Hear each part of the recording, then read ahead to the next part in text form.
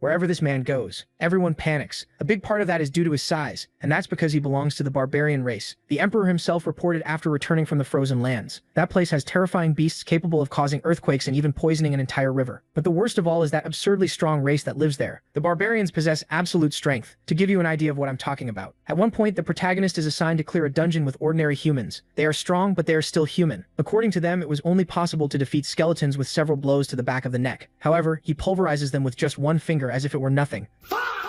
The dungeon boss wasn't even supposed to be there because it was so strong. Only masters with extremely high levels would have a chance against that thing, but the barbarian pulverizes it with just one punch. That's the level of power we're talking about. Not even human women or elves will be able to control themselves around him. Strength is something that attracts females. They want big and strong babies. A master swordsman known as a hero throughout the entire kingdom, he gets beaten up as if he were just a bandit. He is completely humiliated. So now I'm going to tell you how this man became so strong, and I'm also going to tell you a little more about this world. Every night, he dreamed about getting out of his boring life. More than anything, he wanted to wake up in a fantasy world, so he quit his job and searched everywhere for a way in. Then one day, his wish finally came true, but not how he hoped. It turned into a nightmare. He was reborn as a barbarian named Kettle, and dropped into a frozen hell called the White Wasteland, packed with absurdly strong monsters. For years he's been stuck there while a strange system repeats the same line. Quest incomplete. And today starts like any other day in the White Wasteland. Two barbarians bring down a giant scorpion and tear it apart. Then Kettle walks over, purple light flashing as he cuts the remaining monsters to bits. He sighs, saying only barbarians could be proud of being this clueless. The girl blinks and asks, "What's clueless? Can you eat it?" Before he can answer, they start scarfing down the nasty, stringy monster meat like it's amazing. It's been less than a week, and they're doing this again, while the girl and the bald guy proudly give him a thumbs up, calling it a noble challenge. Then the bald guy suddenly freezes. His body starts shaking and foam spills from his mouth. A second later, he drops and vomits green bile. The girl panics and keeps smacking him, but Katala's had enough. He turns away and mutters that he's going for a walk. Elsewhere in the wasteland, a group of mercenaries keeps moving forward. One complains about the cold, and another says crossing this place is suicide no matter the pay. Their captain shuts it down. They all knew what they signed up for, even if none of them expected it to be this awful. Inside a warm carriage, an old butler listens to the arguing. After clearing his throat, he turns to his passenger and asks if she's all right, my lady. The woman, Melina Akasha, smiles and says she's fine. As the butler grumbles about the mercs being rude, Melina tells him not to be too hard on them. They were the only ones willing to take this job. She worries they look half frozen and asks if they should be let inside, but he firmly says no, and reminds her of this place's legends. Melina goes quiet. When she mentions the monsters, the butler says the real danger might be worse. He brings up the Emperor, the only person said to ever return alive from this frozen hell. That man came back raving about monsters like giant serpents and bears that could shake the earth. But his final warning was simple. The monsters weren't the worst thing here. The barbarians were.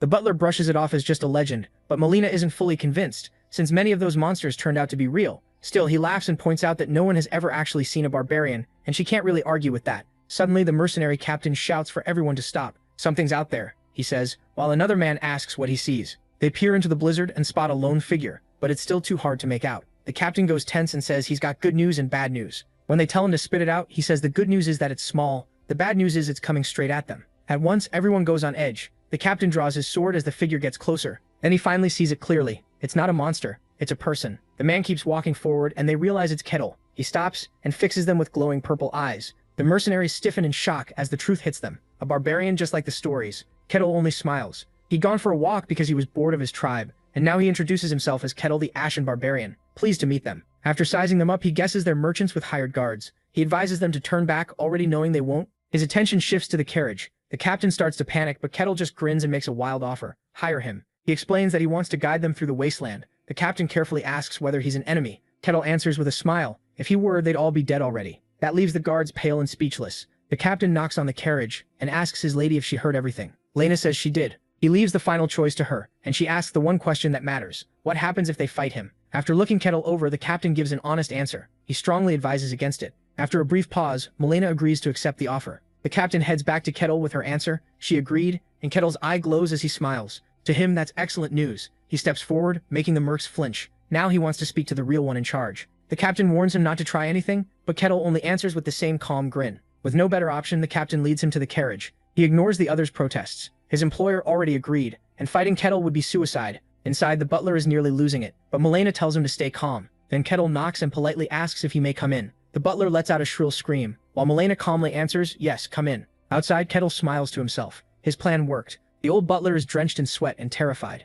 Across from him, Kettle sits calmly with his arms crossed. His voice is much gentler than expected, as he tells the old man to relax. He says he has no plan to hurt him, though the butler clearly doesn't believe a word of it. Meanwhile, the girl can only stare. She can't believe a legendary barbarian is right in front of her. She awkwardly greets him, and he smoothly answers that the pleasure is his. Kettle notes how warm the carriage feels despite the storm outside. The blue-haired woman says it's because of magic, and that catches his full attention. He's never seen real magic before. Then he warns them their odds of getting through are low, which is why he'll protect their lives, but there is one catch. He says he has a single condition. Nervous, she asks what he wants. Kettle smiles and reveals his price. He doesn't want money or power, just information about the world beyond the snowfields. That completely throws her off. That's all? He nods, knowing it's a great deal for her. And really, she doesn't have much choice, so she agrees. Satisfied, he asks for her name. She formally introduces herself as Melina of House Akasha. He answers with his own name, Ketel, and the deal is set. A flashback shows Ketel's old life, just a fantasy fanatic, buried in books and games. Then one day he woke up as a barbarian in this frozen wasteland. There was no time to panic.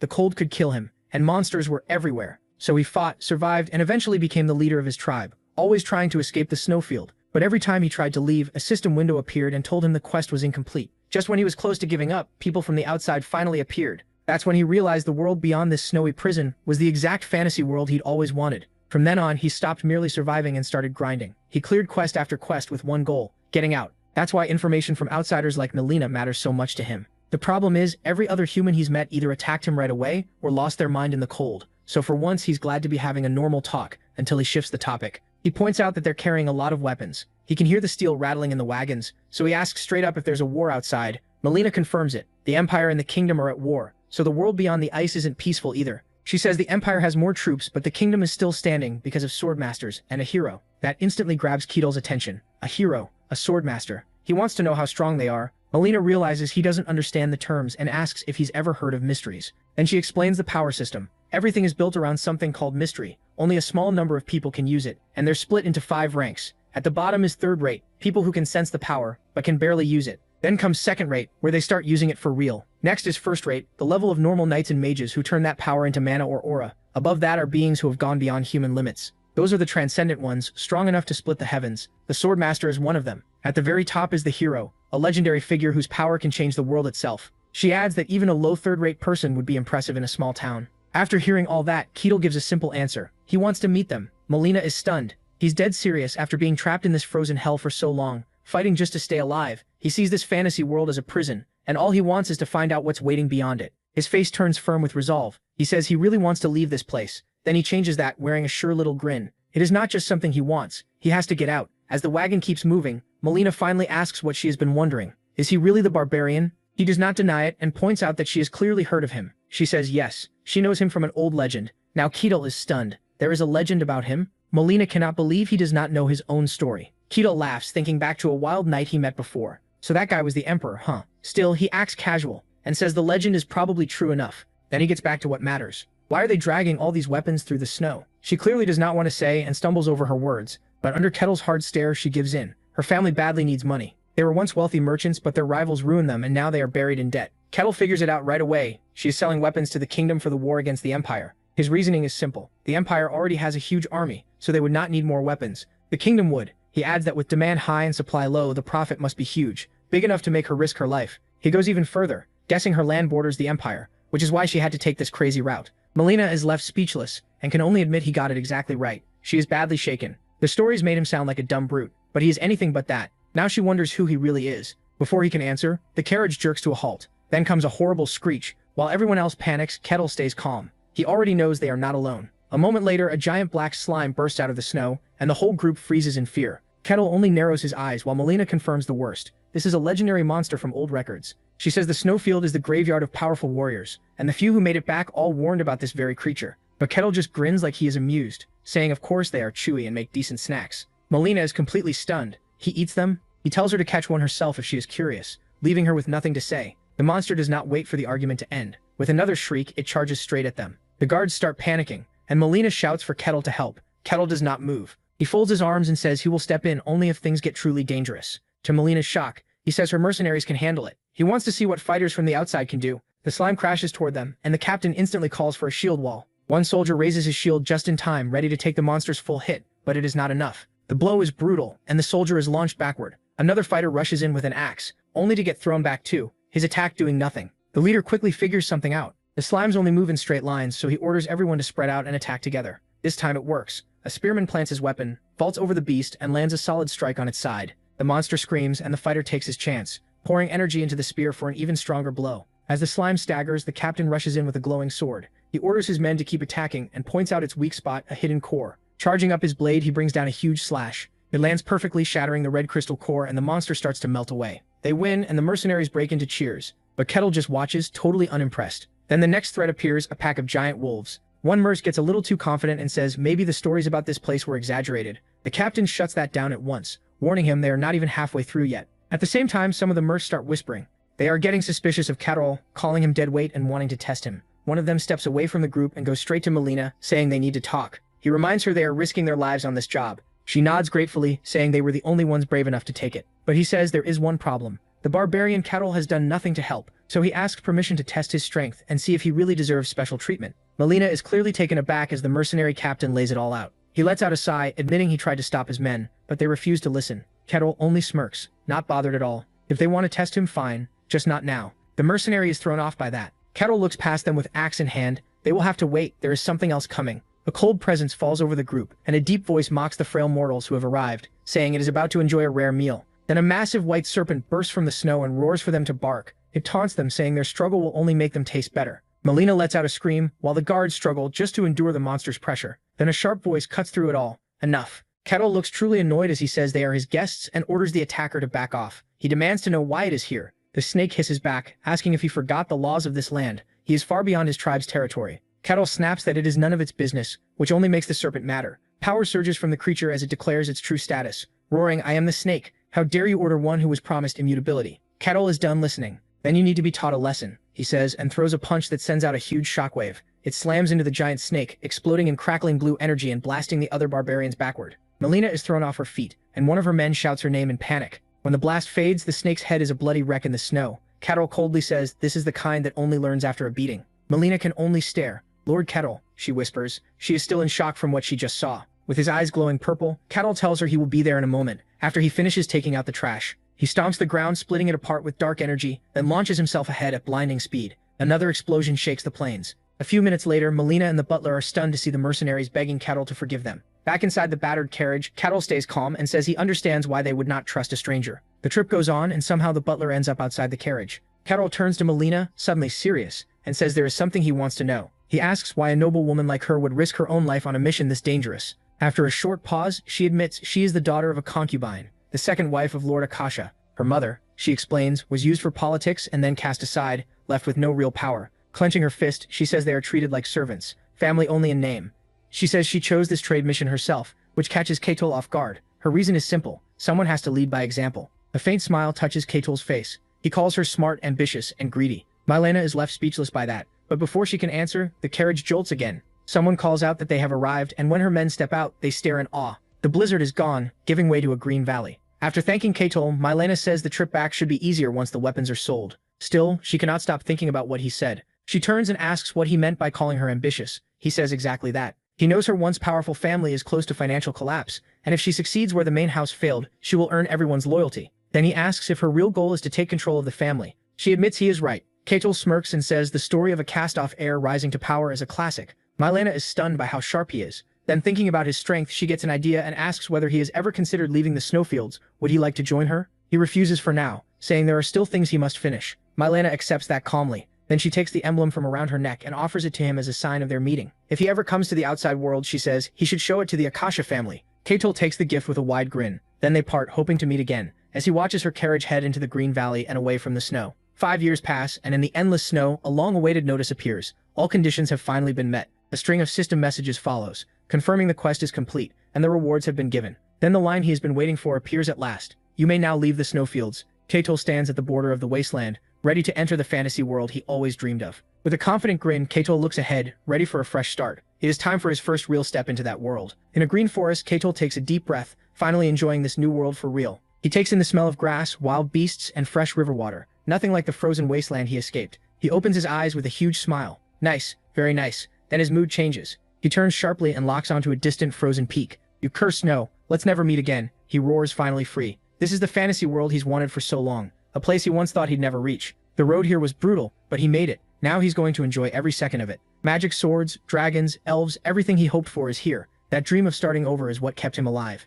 Back in the snowfield, surviving alone was never enough. As he walks on, something shining in the distance catches his attention. A glow up ahead, maybe a village. Finally, people, he's thrilled. At last, a real village. He remembers trying to talk to the barbarians back home, only to get blank stares. He's missed real conversation, so he starts planning what to say. Maybe a simple hello, maybe something more dramatic. In the end, he decides to act normal and polite, then runs toward the lights. Meanwhile, in a quiet clearing, an old elf speaks to his people. He tells them this will be their new home. The village bursts into cheers. After everything, they finally have a place of their own. Still, one young elf steps forward and asks if this place is really safe. The elder answers without hesitation. It is, but the young elf still worries. Humans may not be able to come here, but the snowy plains are close, and monsters live there. The elder brushes it off. Nothing has crossed those plains in thousands of years, and they set up a barrier just in case. He says the barrier is ancient elven magic. It hides the village and keeps others away. And even if someone got through, he says they still have Queen. He's sure nothing can threaten them. He's very wrong. At that moment, Hansu steps forward and feels his hand pass through something strange,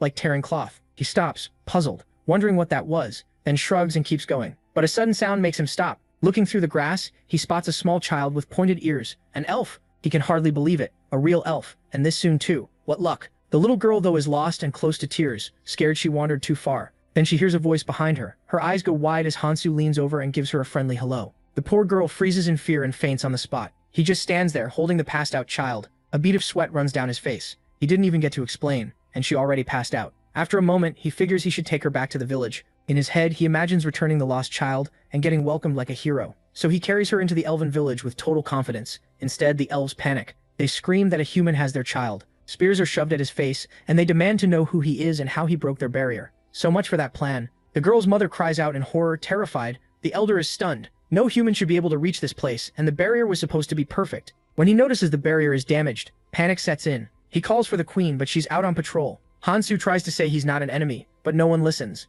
One elf yells for him to return the child, or they'll hunt him down. The elder's thoughts race. That barrier was ancient magic. No normal trick could break it. So he decides this had to be planned. That humans must have been tracking them for years. He is baffled. Does he really look like a kidnapper? Either way, he knows he has to fix this fast. Then the little girl in his arms starts to wake up. He carefully sets her down and tells her to go back to her family. She looks up at his gentle face, but all her frightened mind sees is a huge dark monster. So she lets out a shriek and runs to her parents. That hits Hansu hard. Is his face really that scary? He raises his hands and tells the elves he returned the child. So he's clearly not their enemy. The elder doesn't care. Now that the hostage is free, he orders everyone to attack. At once, the elven archers draw their bows and aim at the very confused him. They fire and a volley of magic arrows rushes straight at him. He just stands there, stunned. They still won't listen. So much for elves being gentle. Out here it's survival first. The arrows pour down, but Hansu doesn't budge. They bounce off him like toys. The elves panic and keep shouting to fire, certain his defense has to break eventually. He has had enough. He lifts one hand, ready to end this. Then in a single instant he releases a huge shockwave. It blows apart the elves' position and sends the archers flying. Someone cries out for a barrier, but it's far too late. Trees are torn from the ground as the elves are thrown through the air, screaming. When it all settles, an old elf can only stare and wonder what just happened. At the end of the trench stands Hansu, calmly saying he is not their enemy. Then he awkwardly admits he may have used a bit too much power. Suddenly, a flaming phoenix arrow shoots straight at his head and explodes on impact. The old elf and the others are left staring in confusion. Then an elegant elven woman lands nearby. It's Queen, and she demands to know what's happening. The elder quickly tells her a human attacked them. Her expression turns cold. If a human got in, then this place isn't safe anymore. But Hansu walks out of the smoke without a scratch and asks them again to please listen. Both the elder and Queen are stunned. He took a direct hit from her and still isn't hurt. From above, Queen glares at him, clearly disgusted by humans and convinced he's here for her people. She names herself as the Queen of the Leaf Clan and draws another arrow. Pointing the burning shot at him, she says he will pay for his greed. Hansu is completely confused. They're speaking the same language, so why won't she listen? Maybe humans and elves really do hate each other that much. With a sigh, he gives up on talking. Sometimes people only listen after getting hit. Queen releases the arrow and blue energy crackles around it. This isn't a normal shot. It turns into a huge roaring spirit beast. Hansu answers by clenching his fist and gathering a crazy amount of power. One punch and a blast of pure force smashes into the beast. Queen can only stare in total shock. His attack overwhelms hers completely. Oops, he did it again. The explosion wipes out the spirit beast and slams Queen into the ground, leaving her buried in rubble. Hansu scratches his cheek, wondering if he should have held back even more. Queen looks up, pale and terrified, unable to say a word. She realizes he's on the level of a transcendent. Why would someone that strong be here? Sweating, she urgently tells everyone to run. The elves hesitate, but she screams again and orders them to flee for their lives. Once they start running, she turns back to face Hansu, shouting that he will never reach his goal. He is more confused than ever. He only wanted to talk, and now everything has gone off the rails. Queen still won't listen. She closes her eyes and starts a powerful spell. When they open again, she unleashes a huge burst of fire, and a giant bowl of flame rises from a magic circle. Hansu lights up with excitement. A summon. He remembers the ugly monsters from the frozen wasteland, but this is different, a grand bull with blazing horns. Now that's a real spirit. This is the fantasy world he wanted. Queen gives the order to destroy the enemy, but the high-rank fire spirit just grumbles that contracts are a pain. She cuts him off with one sharp word, silence. She knows older, stronger spirits have bigger egos. Summoning this one is hard enough, and she only got the contract with help from another tribe, so she firmly orders Tigo to fulfill the contract. The spirit stomps its hoof, ready to fight, asking if all it has to do is kill the human. Then it finally gets a good look at Hansu and freezes. He's standing there with a dark aura and a terrifying grin. The mighty spirit is shaken to the core. Is that thing even human? The giant fire bull towers over the battlefield, roaring with power. He can barely contain himself. This is straight out of a fantasy story, and now it's real. But before he can enjoy it, a voice calls out, "Human, you have entered our land." The firebull Pigo glares at him, and growls that a weak human has no right to want anything from nature's races. It says it'll burn him to ash, but Kettle doesn't even react.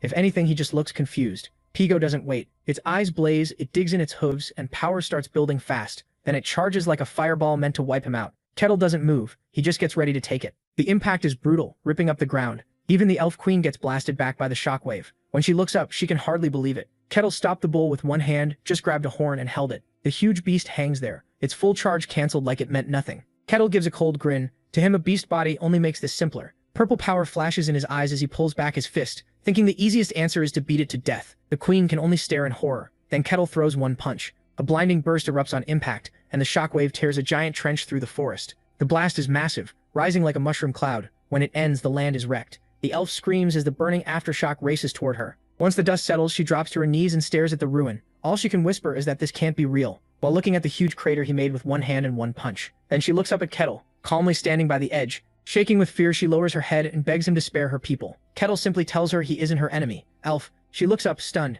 What is happening? This was all one huge misunderstanding. A really bad one. Ashamed, she bows and apologizes for judging him so fast. She says they mistook him for an enemy because he just brought back a lost elven child. Now she feels awful. Kettle understands. Other humans made them this wary, though he's still annoyed they never let him explain. Still cautious, she asks one more time if he's really not with the humans hunting them. Kettle says no, this is his first time seeing an elf. He's from the White Wasteland, where elves don't live. Her eyes widen at that. The White Wasteland. Kettle says that's right. They call him the Ashen Barbarian of the Wasteland. She can barely process it. She didn't think any human could survive there. Then she asks if more people from the Wasteland could come too. Kettle folds his arms and says maybe, but he doubts it. The place has strict laws, even giant serpents can't break. He only got through because of a hidden quest that let him bypass those rules. He thinks it was a one-time exception. Relieved, the elf lets out a breath. Then Kettle asks if the spirit she called is okay. He starts sweating a bit, remembering he kind of punched that bull in half. She tells him it's fine, it was a spirit, not a normal summon, so forcing it out just send it back home. Wanting to repay him, she offers whatever help she can.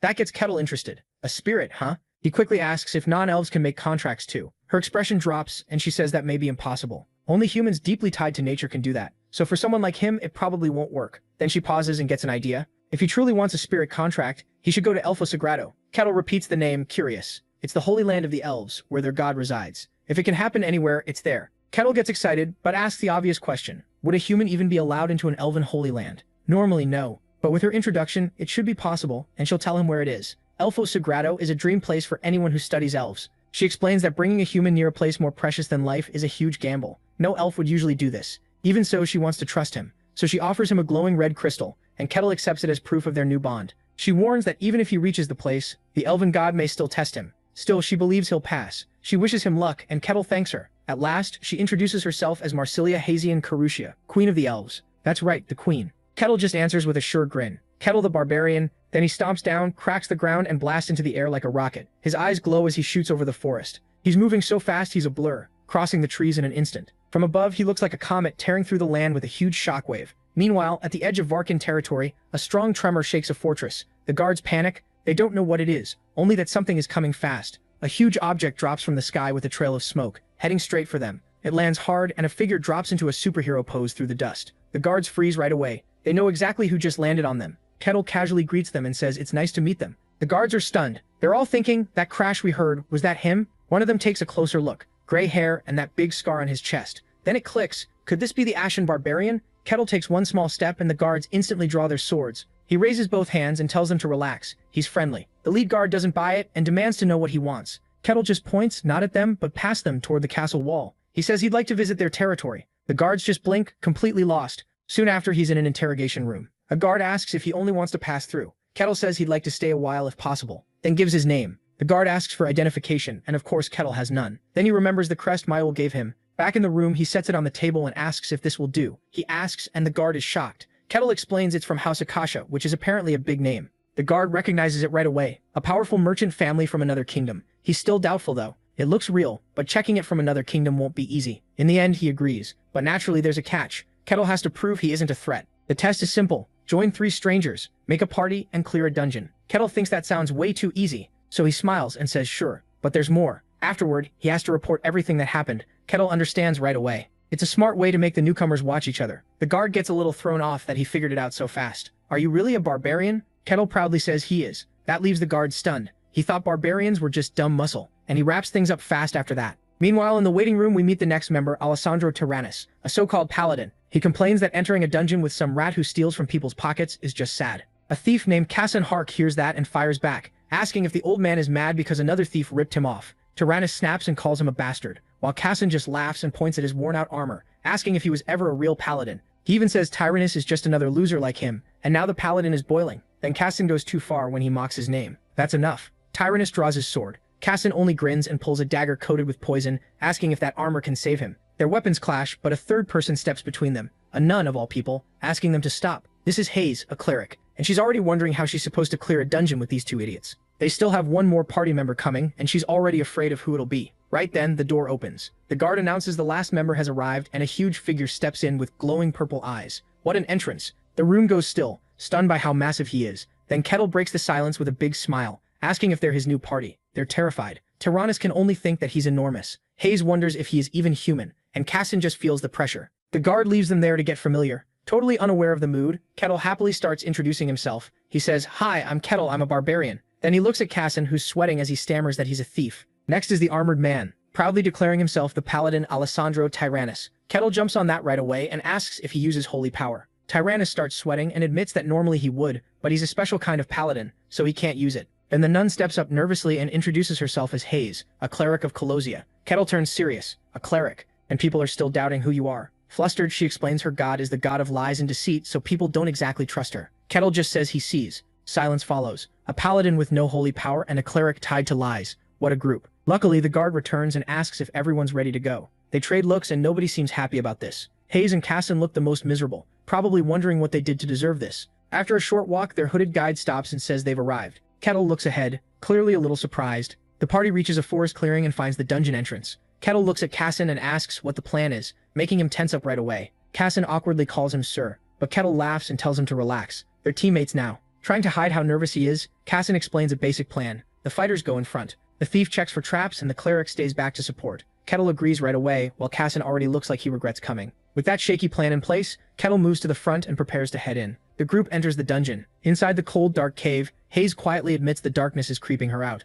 Kassan is more worried by something else. The complete lack of traps feels wrong. Then he notices danger ahead and quickly stops Kettle, warning him that monsters are nearby. Looking down, Kettle spots bones scattered across the ground. Kassan instantly understands what's happening. This wasn't a simple trial. It was a trap meant to wipe them out. Kettle, though, just sounds curious. Skeletons? Kassan explains they're tough opponents. Even if you cut them apart, they keep moving, and their bones are hardened by dungeon power. The danger just shot way up, so he starts giving orders, telling Hayes to prepare her support magic. He tells the warrior to hold the front and warns Kettle to get ready. Kettle calmly says he's ready, making it sound like Kassan is some master strategist. Then Kettle steps forward, and that single step wakes one of the skeletons. He watches it with open surprise as the skeleton rises and rattles to life. The others panic and brace themselves as the skeleton warrior rushes Kettle with a huge sword raised to strike. But Kettle just swats it aside and throws one punch. That single hit completely shatters the skeleton. It drops into a sparkling pile of bone dust. The rest of the party can only stare in shock. Kettle smirks and says, so destroying the head really works. Kassan looks crushed. That wasn't what he meant at all. What Kettle did should have been impossible.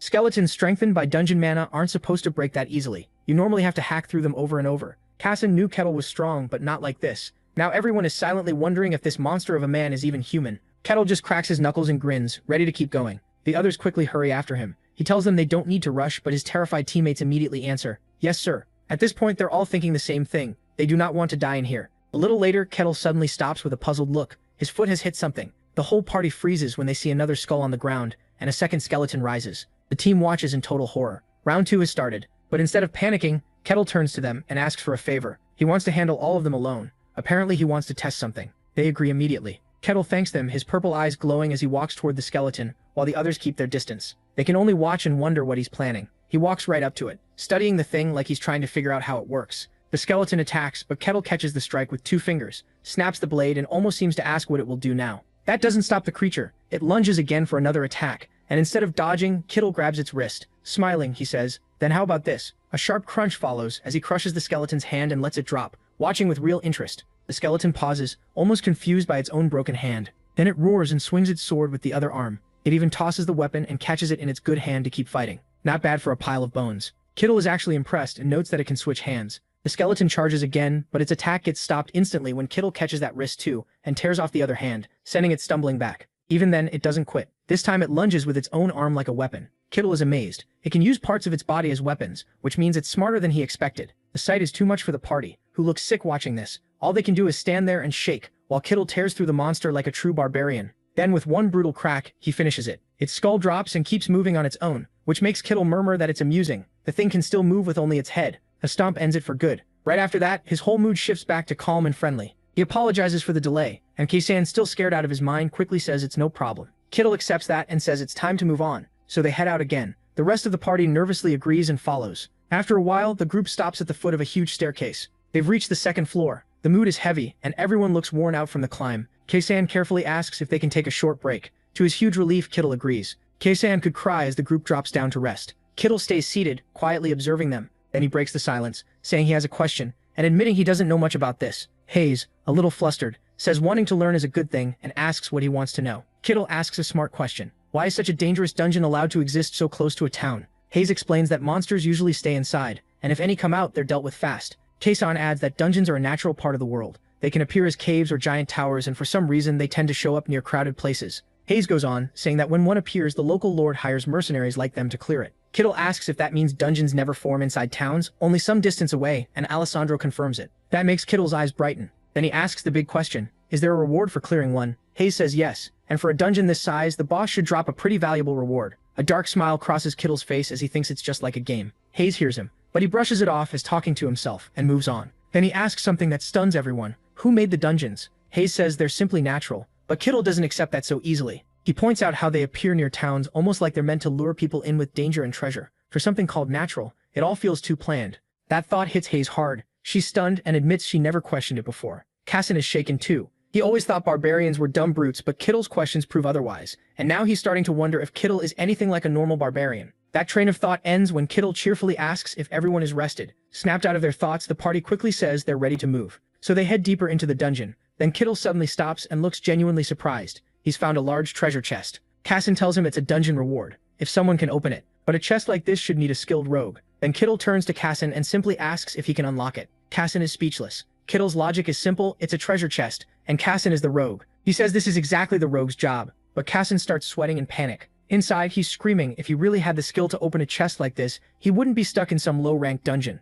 Casson is falling apart. He can't bring himself to tell Kettle the truth, not with that hopeful look on the big guy's face. His mind jumps to the worst case. Kettle's happy expression turns into a cold stare, as he calls him useless and crushes his skull. So Casson forces out a shaky laugh and says he'll try, even though he's panicking inside. As he kneels at the chest, Kettle leans in to watch with intense curiosity. Casson feels sure he's dead if he fails, so he desperately tries to remember the lock-picking tricks he saw real adventurers use back when he was just carrying their gear. With trembling hands, he starts working the lock. Kettle looms behind him, and Casson realizes this is it. His life depends on getting this one chance right. Casson is on the verge of breaking when click, the chest opens. Kettle looks over, confused by how hard Casson is shaking. Then Casson totally loses it and starts bawling. Through the tears, he chokes out that it opened. Hayes is stunned. She says only skilled thieves can do that and calls him amazing. Even Kettle looks impressed and praises Casson. Casson can barely believe it himself. He always thought he was trying his hardest, but now he starts wondering if he never really gave it everything before. The guy is having a full crisis. Kettle skips ahead and asks how much the treasure is worth. Hayes says it could let a family live like royalty for a month. Hearing that, Kettle grins and puts Casson in charge of the loot.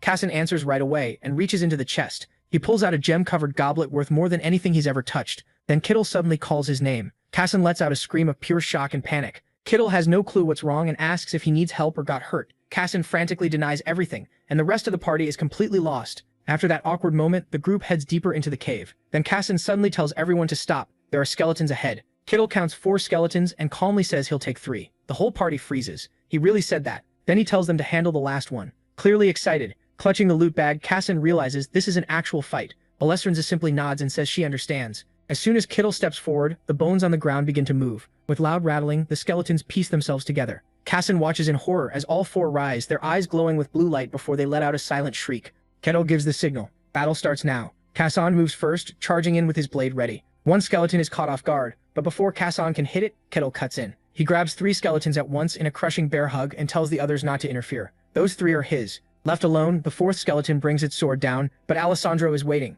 He catches the strike on his shield with a loud clang. Kassan jumps in right after. He vaults over it, daggers out and ready to hit, while Hayes' eyes light up as she casts Shadow of Confusion. Alessandro takes the opening and brings down his glowing sword in a heavy slash. The skeleton falls apart, but they still haven't destroyed its core, so it pulls itself back together and attacks again. Watching the team work, Kittle smiles. He says seeing a party use its core skills up close is impressive and pretty rare, then crushes the 3 skeletons in his arms with his bare hands. Once the bones dissolve, he says the obstacles are gone, so now he can enjoy the show. As the 3 of them get ready for round 2, they all realize the same thing. This barbarian is testing them. The last skeleton looks almost confused by how fired up they are. Hayes hardens her resolve, show weakness and you die. Alessandro rushes in with a fierce look, overwhelming the last enemy, as the whole team attacks at once. At last the skull hits the floor, and with the fight over, the party drops down, breathing hard. Kettle studies his worn-out teammates and thinks back to the adventurers from the White Snowfield. They must have been strong after all, because this party struggled with even 1 skeleton. Then they move on to the next floor. There are more monsters, but with Kettle leading, they barely matter. Eventually they reach the final floor.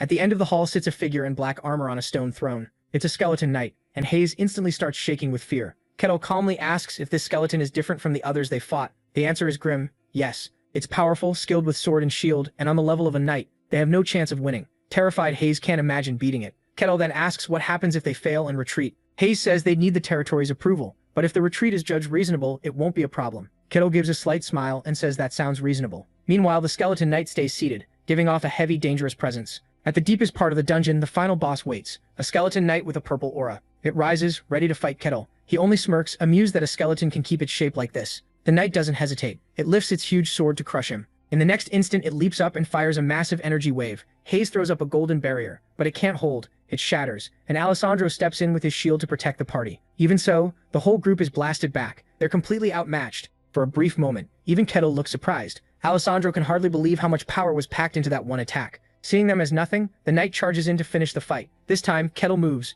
He meets the attack with one brutal punch, sending a shockwave through the dungeon. The knight is blasted away and wiped out in one hit. The others can only stare, their minds going blank. Kettle casually brushes off his hands and asks if that was all. After that single punch ended everything, the party spots the real reward, a large treasure chest. Kettle turns to Castron and tells him to open it. Castron panics at once. The lock is far beyond his level. When Castron says they'll have to leave it, Kettle simply punches the chest open. Castron and the others are left speechless all over again. Kettle just smiles, says this way is better, and tells Castron to collect the loot. Castron is too stunned to even process why Kettle asked first if he could have smashed it all along. With the dungeon cleared, the party comes back out of the cave, and then the entrance behind them collapses. Castron explains that a perfect clear makes the dungeon vanish, which means there was no secret room after all. That only makes Kettle grin. He says that would have been fun too. At the city gate, the guard is shocked to see them back so soon. Expecting the worst, he asks how it went. Kettle gives him a bright thumbs up and says it was satisfying. The guard starts the normal entry check, interviewing each party member alone. He asks Hayes whether the barbarian should be allowed to stay, and after a pause, she says yes.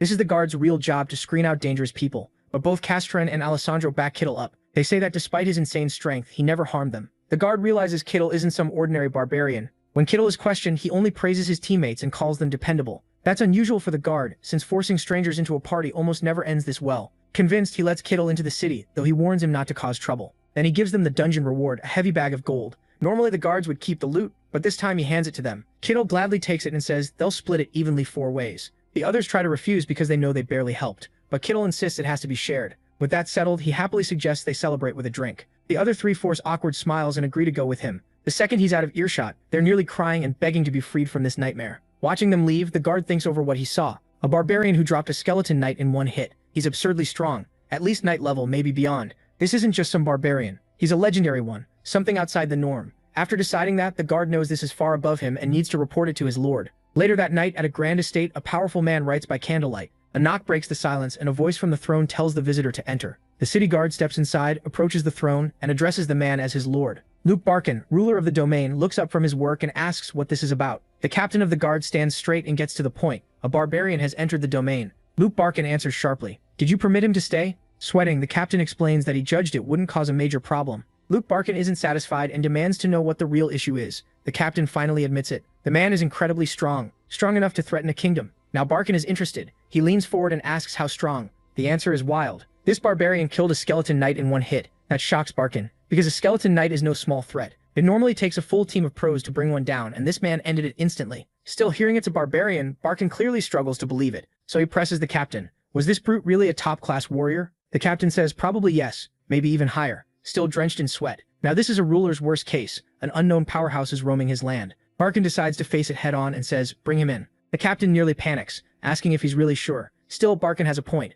Letting someone that dangerous walk around unchecked is asking for trouble, so he wants to judge him himself. The captain warns it's risky, but Barkin only smiles and motions behind his throne. No need to worry, he has insurance. He turns to his shadow knight and asks what he thinks. The knight balls up his fist, full of pride. To him, Hansu is just a barbarian, an uneducated brute who got lucky. After training under great sword masters, he sees him as nothing but an insect. That answer is enough for Barkin. He gives the order to bring him to him and says he'll deal with it. Meanwhile, the so-called brute is him, and he's busy tearing through an all-you-can-eat feast. His new party can only watch in silent horror. Hansu, totally unaware, slams down his mug and happily says the food is amazing, his treat, so they should eat up. They answer with painfully fake laughter. Then he puts Alessandra on the spot, asking if he's a holy knight. If so, where was that holy power in the dungeon? Alessandra starts sweating again and explains he was still training, so his holy power hasn't awakened yet. Hansu bluntly says that's a shame. Subtlety is not his thing. Then he turns to Hayes and asks if she worships Colossia, and whether there's a temple nearby. Hayes awkwardly explains that her goddess rules over lies and deceit, so there aren't exactly many temples. She quickly changes the topic and asks the real question. Just how strong is he? The other two perk up at once, and Hansu only stares back with a chicken bone hanging from his mouth. He says he has no idea since he just got here, then asks how strong a skeleton knight even is.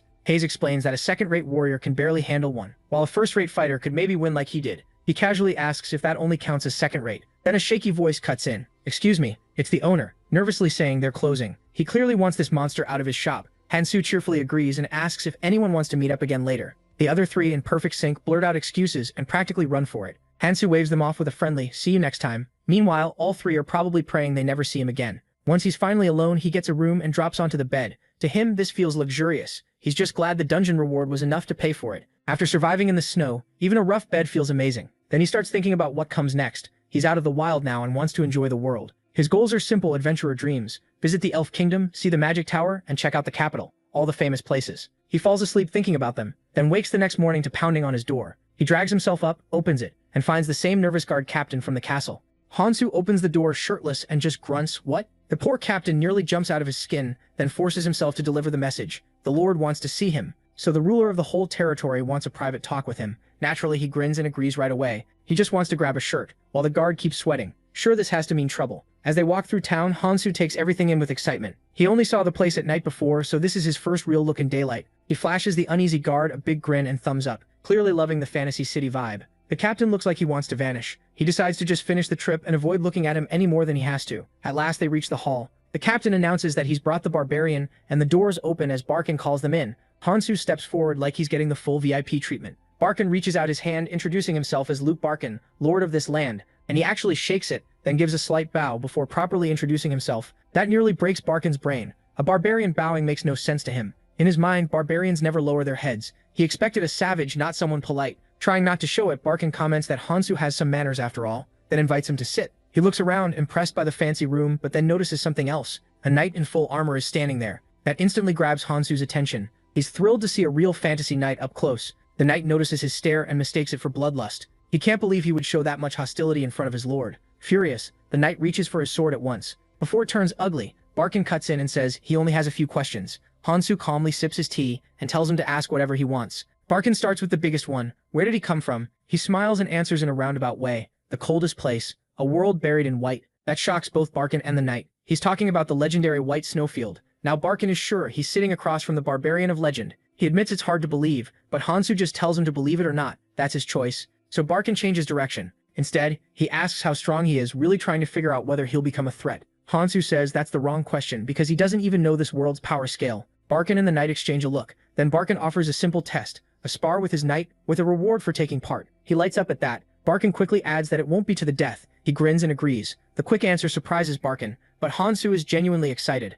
He gets to fight a real knight with special powers. Barkin tightens his fist, thinking that a barbarian really is simple. Offer a fight and he'll bite. Soon they're in a huge arena with Barkin watching from above. Below, Hansu and the knight face each other. The knight is all business. While he looks thrilled, Barkin gives the signal to begin and tells them not to kill each other. At the bell, the knight draws his sword and declares that Hansu should be honored to witness his technique. He says he'd like that too, which only makes the knight angrier. He takes it as disrespect and decides to crush him with a clear show of their difference. A huge green aura bursts from him, then he asks what he will do, swings hard, and sends 3 giant blades of energy flying straight at him. Hansu stares up, confused. There are 3 of them. At first he thinks it might be a trick, but all 3 glowing swords are real, so this is what they call swordsmanship, Hansu thinks. The knight grows even more smug and mocks him, saying all he can do is dodge. But just before the finishing blow, he casually flicks a finger and the sword shatters on the spot. The knight freezes. Before he can react, he raises a hand and breaks the attack in an instant. Then he closes the gap in a flash and grabs the knight by the chest plate, crushing the armor like paper. With one brutal throw, he sends the fully armored knight flying across the arena. Watching from above, Luke Barkin is completely stunned.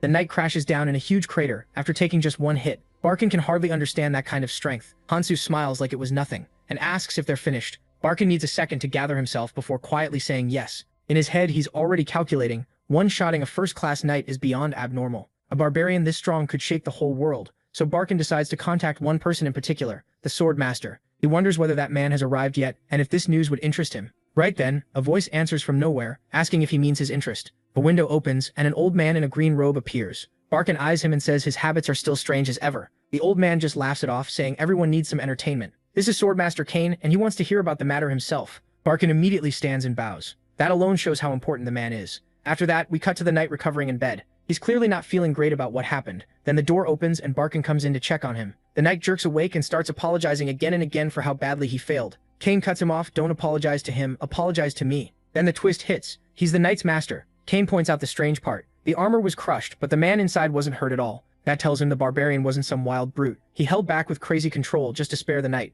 That kind of precision puts him far beyond an ordinary knight, at least superhuman. Hearing that, both Barkin and the knight look like they've seen a ghost. Barkin asks how that barbarian stacks up against Kane, and he just snorts. He's a swordmaster. Raw muscle alone means nothing to him. But Barkin brings up one odd thing. Kettle had all that strength, yet not even a hint of aura. Barkin says that's why he thinks Kettle came from the feared white snowfield. That makes Kane pause. He's heard stories about what lives there, or maybe who lives there. Could Kettle be a heteromorph, something not fully human? A creature moving through the world in plain sight? Kane soon rejects that idea. If he were a real monster, the knight would have been turned into red mist in an instant. Still, one question remains. Why would someone from the edge of the world come here now? Kane brushes it off and mutters something vague about the Emperor and his strange requests. He tells Barkin not to worry about it. Then his attention shifts. So is this barbarian still here? Barkin says yes. Kane decides to see this mystery man himself. Meanwhile, Ketel is outside talking with a guard, totally unaware. The guard asks what he'll do next. He already got the reward money, and Barkin said he's free to act as he wants here. Ketel figures getting an official ID should come first, since it would make travel easier. The guard gives him 2 choices. Find an important sponsor to back him or join the mercenaries. If he builds up enough merit there, the guild can officially confirm who he is. Still, most beginner mercs just run errands. For someone as strong as Ketel, the guard thinks getting a sponsor makes way more sense. Did Ketel care? Not at all. The second he hears about mercenaries taking quests and hunting monsters he's sold. Grinning ear to ear, he asks where to sign up. The guard freezes for a second, then says there's a guild hall nearby. Take me there, Ketel says, flashing a huge bright smile. The guard folds instantly. But mercenary life isn't some heroic dream, it's the bottom of the ladder. Even strong adventurers die in dungeons or end up doing nobles' dirty jobs, so the lowest rank of mercenary life is rough, dirty, and loud. At the guild hall, a brawl is already breaking out. The other mercs aren't stopping it, they're just standing around and betting on it. At the front desk, a pink-haired receptionist asks her coworker how today's new recruits are looking. Rosa, the blonde one, lets out a tired sigh. They're all freaks. This batch includes a fallen holy knight, a suspicious thief, and a nun devoted to some shady god. Her friend looks disappointed, and Rosa complains that no normal people ever come in. The mercs they already have only wreck the place. She starts wishing some prince would show up and save her. Then the door opens. Rosa looks up and sees a giant figure towering over the desk. So much for the prince.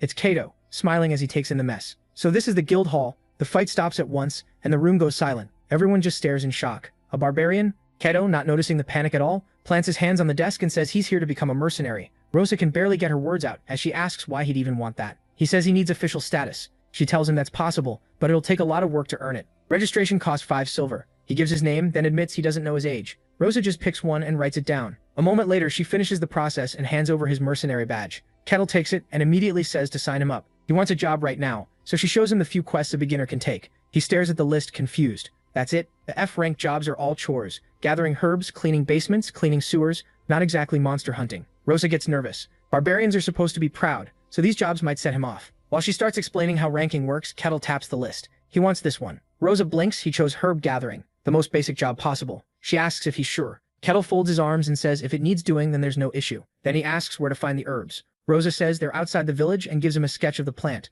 He smiles, takes the card and says he'll be back soon. After he leaves, Rosa just sits there stunned. What was that? He's way too calm. Her pink-haired friend has to shake her out of it. Out in the forest, Kettle finds the plants and checks them against the drawing. Looks right. He wonders if they're used for healing since they look a little odd. Then he gets to work, joking that with his UV gear on, he's ready for his first mission. About an hour later, he's back. Thump, an oversized sack of herbs lands on the desk, making Rosa jump. Cheerfully, he asks if this will be enough. Rosa starts wondering if he cleared out the whole field, but when she checks them, she's stunned. Every herb is in perfect shape. She says most mercs just yank them out carelessly. Kettle smirks despite how he looks. He's got a very gentle hand. So she pays him for the job, 1 silver coin. That's barely enough for the cheapest meal in town. Even so, Kettle feels proud. It's the first money he's ever made through honest work. That alone means a lot to him. He tells Rosa he's happy with it, and asks for another quest right away, leaving her baffled. She can't figure it out. This huge, scary barbarian is thrilled to pick flowers. Rosa is completely thrown off. At this point, she's sure the new mercenary is weird too. After gathering herbs, cleaning a basement, and crawling through the sewers, Kettle keeps going. His next F-rank pick is warehouse cleaning. Rosa is on the verge of losing it. After the herb job, this makes 3 cleaning quests in a row. Watching this giant man grin over chores, she starts to wonder if he actually enjoys cleaning. Forcing a stiff customer service smile, she stamps the request and sends him off. Soon, Kettle reaches the warehouse, ready to start. The owner is waiting for him, likely expecting some skinny kid after a few coins. Instead, Kettle shows up smiling and says he's here to clean the warehouse. The poor woman nearly faints. Her face says pure panic. He asks if she's the owner, and she barely manages a yes. All she can think is Barbarian, but he turns out to be perfect for the work. Heavy crates are nothing to him. Next comes street sweeping. At first, handling that much strength was tricky, but he gets used to it. What Kettle doesn't know is that someone is watching. From a window, Swordmaster Kane stares through binoculars, completely confused. Kane can't believe it. Kettle has enough power to shake a kingdom. Any country would want him, and he's using that power to sweep trash off the road. Worse, he's taking it completely seriously. Kane has no words. Meanwhile, Kettle wipes his brow, fully enjoying the reward of a hard day's work. The next day, he wakes up sore, but he feels great. He gets up and notices a small pouch by the table, remembering Rosa handing him his pay after day 1 and praising him for finishing all 15 requests. 15 silver coins in 1 pouch. To him, it feels like a fortune. He'd thanked her with a huge grin and promised to come back tomorrow. That memory still makes him smile. Time for day 2 in civilization. The next morning, Kettle walks through town, ignoring the nervous looks from the villagers. He's moving like a man proud of his first paycheck when he suddenly stops. His eyes lift with interest. Is that a library? He heads inside and the librarian turns to greet him. Then she lets out a scream. The huge barbarian is politely asking if he can read some books. Later, once things calm down, Kettle sits quietly, absorbed in a book. The librarian just stares from her desk, unable to process it. Outside, Kane is spying again and he's just as shocked. The barbarian is reading in a library. He starts wondering if Snowfield barbarians are secretly refined or if this one is simply very strange. Kettle finishes a history book and sums it up simply. The Empire won. He remembers Mylena saying she was heading to the kingdom that fought that empire, so now he knows what became of it. The book says the empire is now a major power and has basically turned the kingdom of Barkin into a puppet. It has already taken over half the human world and is still pushing farther. Kettle sits for a bit thinking about how crazy world domination even is. Then he drops the human history stuff and opens the book he really wanted. Non-human races. Right away, he's thrilled to learn those legendary fantasy beings are actually real here. It talks about amazing places like a dwarven cavern packed with rare minerals and treasure. There's also a fairy village, a city of celestials in the sky, and the hidden elven sanctuary, Elfo Sagrada. The book says Elfo Sagrada is a sacred land no one has ever found. Kettle just smirks and figures maybe he's special enough to visit it. But when he turns the page, his mood shifts fast. Wait, are there more places like the White Snowfield? He's reached the section on demon realms, lands humans can't enter, full of twisted monsters. There are 5 of them. The list includes the Forest of Silence, the Fiery Abyss, the Deep Sea, and the Deep Hole. Sounds lovely. Then comes the 5th one, the White Snowfield, his own home. According to the book, these realms have terrifying creatures, but they still can't spread their power into human lands. Kettle is stunned. Just how huge is this world? The White Snowfield already felt endless, and there are other places just like it. Once he's learned enough, he stacks the books neatly and stands, making the librarian jump again. On the way out, he gives her a kind smile and thanks her for the helpful books. With one last polite smile, Kettle leaves as the bell rings behind him. He heads straight to the mercenary guild and asks a startled Rosa if she has more work. The second she hands him a new quest form, his face lights up. He really loves grinding jobs. From the shadows, Swordmaster Kane is still watching. After 2 days of this, he's decided one thing: this guy is seriously weird. Now it's time to meet him. That night, Kettle walks through town feeling good about the day's work. He checks his coin pouch. Even the small jobs are starting to pay pretty well. At this rate, he figures he'll be a known mercenary before long. At the same time, someone watches him from a dark alley. The figure steps out and blocks his path. Kettle stops and turns with a puzzled look. It's the old man from before, Swordmaster Kane, looking grim beneath his hood. Kettle stays calm and points out that he's been following him all day. Kane freezes. The master of stealth just got exposed. Kettle folds his arms and asks what he wants, while Kane is stuck on one thought. You notice me? He's sure he hid his presence perfectly with aura. No one should have sensed him. Seeing the cloaked stranger stay quiet, Kettle jumps to a conclusion. He cracks his knuckles and asks if he's a bandit. Kane can only stare, completely baffled. Since he doesn't answer, Kettle takes that as proof. Guess even nice towns have bandits. Kane starts to deny it, then hesitates. Would this kid even believe he's a famous sword master? Instead, Kettle looks at him with pity and asks if things are so bad he had to start robbing people in his old age. Then Kettle gets a great idea. Catching a bandit would look amazing on his mercenary record. Kane just stares, wondering how this conversation got so far off track. Then he has an idea of his own. If Kettle thinks he's a bandit, this is the perfect chance to test him. But the moment he decides, Kettle disappears right in front of him, just gone. Kane whips around in shock, and in the next instant Kettle appears behind him. His eyes glow as he reaches for Kane. Realizing he's about to get grabbed, Kane blasts out green energy to block the attack. Kettle stops, then grins wide. Not bad, old man. You're pretty quick. Kane lands a short distance away, his mind spinning. He can't believe it. Kettle almost caught him, and he moved that fast with raw physical power alone. Kane didn't sense any aura at all. Meanwhile, Kettle just stands there smiling like none of this is a big deal. Kane clenches his teeth. This isn't a test anymore. He's going all out. But again, in an instant, Kettle vanishes. He's way too fast. Before Kane can react, Kettle has already grabbed his arm. The sword master is stunned. Even with all his senses sharpened, he couldn't respond in time. The grip is crushing, like his arm is stuck in solid rock, and his whole body gets dragged along. As he struggles, Kane realizes he can't even match Kettle in strength. The gap is absurd, so he decides to unleash his full power. Kettle notices light gathering in Kane's hand, just before the swordmaster releases a huge wave of energy. The blast erupts in a blinding flash that forces even Kane backward. He lands, breathing hard, his hand still sparking. Kettle is totally fine and says bandits these days have all kinds of tricks. Kane is furious. Why does this idiot keep calling him a bandit? He's seething. That was mana materialization, a technique for elite fighters, and Kettle treats it like some cheap move. But Kettle only stares back with a huge, impressed grin. That leaves Kane speechless. His attack could tear through steel, yet Kettle doesn't have a scratch. Kane stares at his ridiculous body, trying to understand how bare skin took that hit. Kettle steps forward and says it's time to finish this. At that, Kane finally reaches for his sword. But before he can grab the hilt, Kettle's finger stops the draw. Kane's eyes nearly burst from shock. This should be impossible. He pushes with everything he has, but he can't beat the pressure of one finger. Then he looks up and sees Kettle's eyes glowing purple again.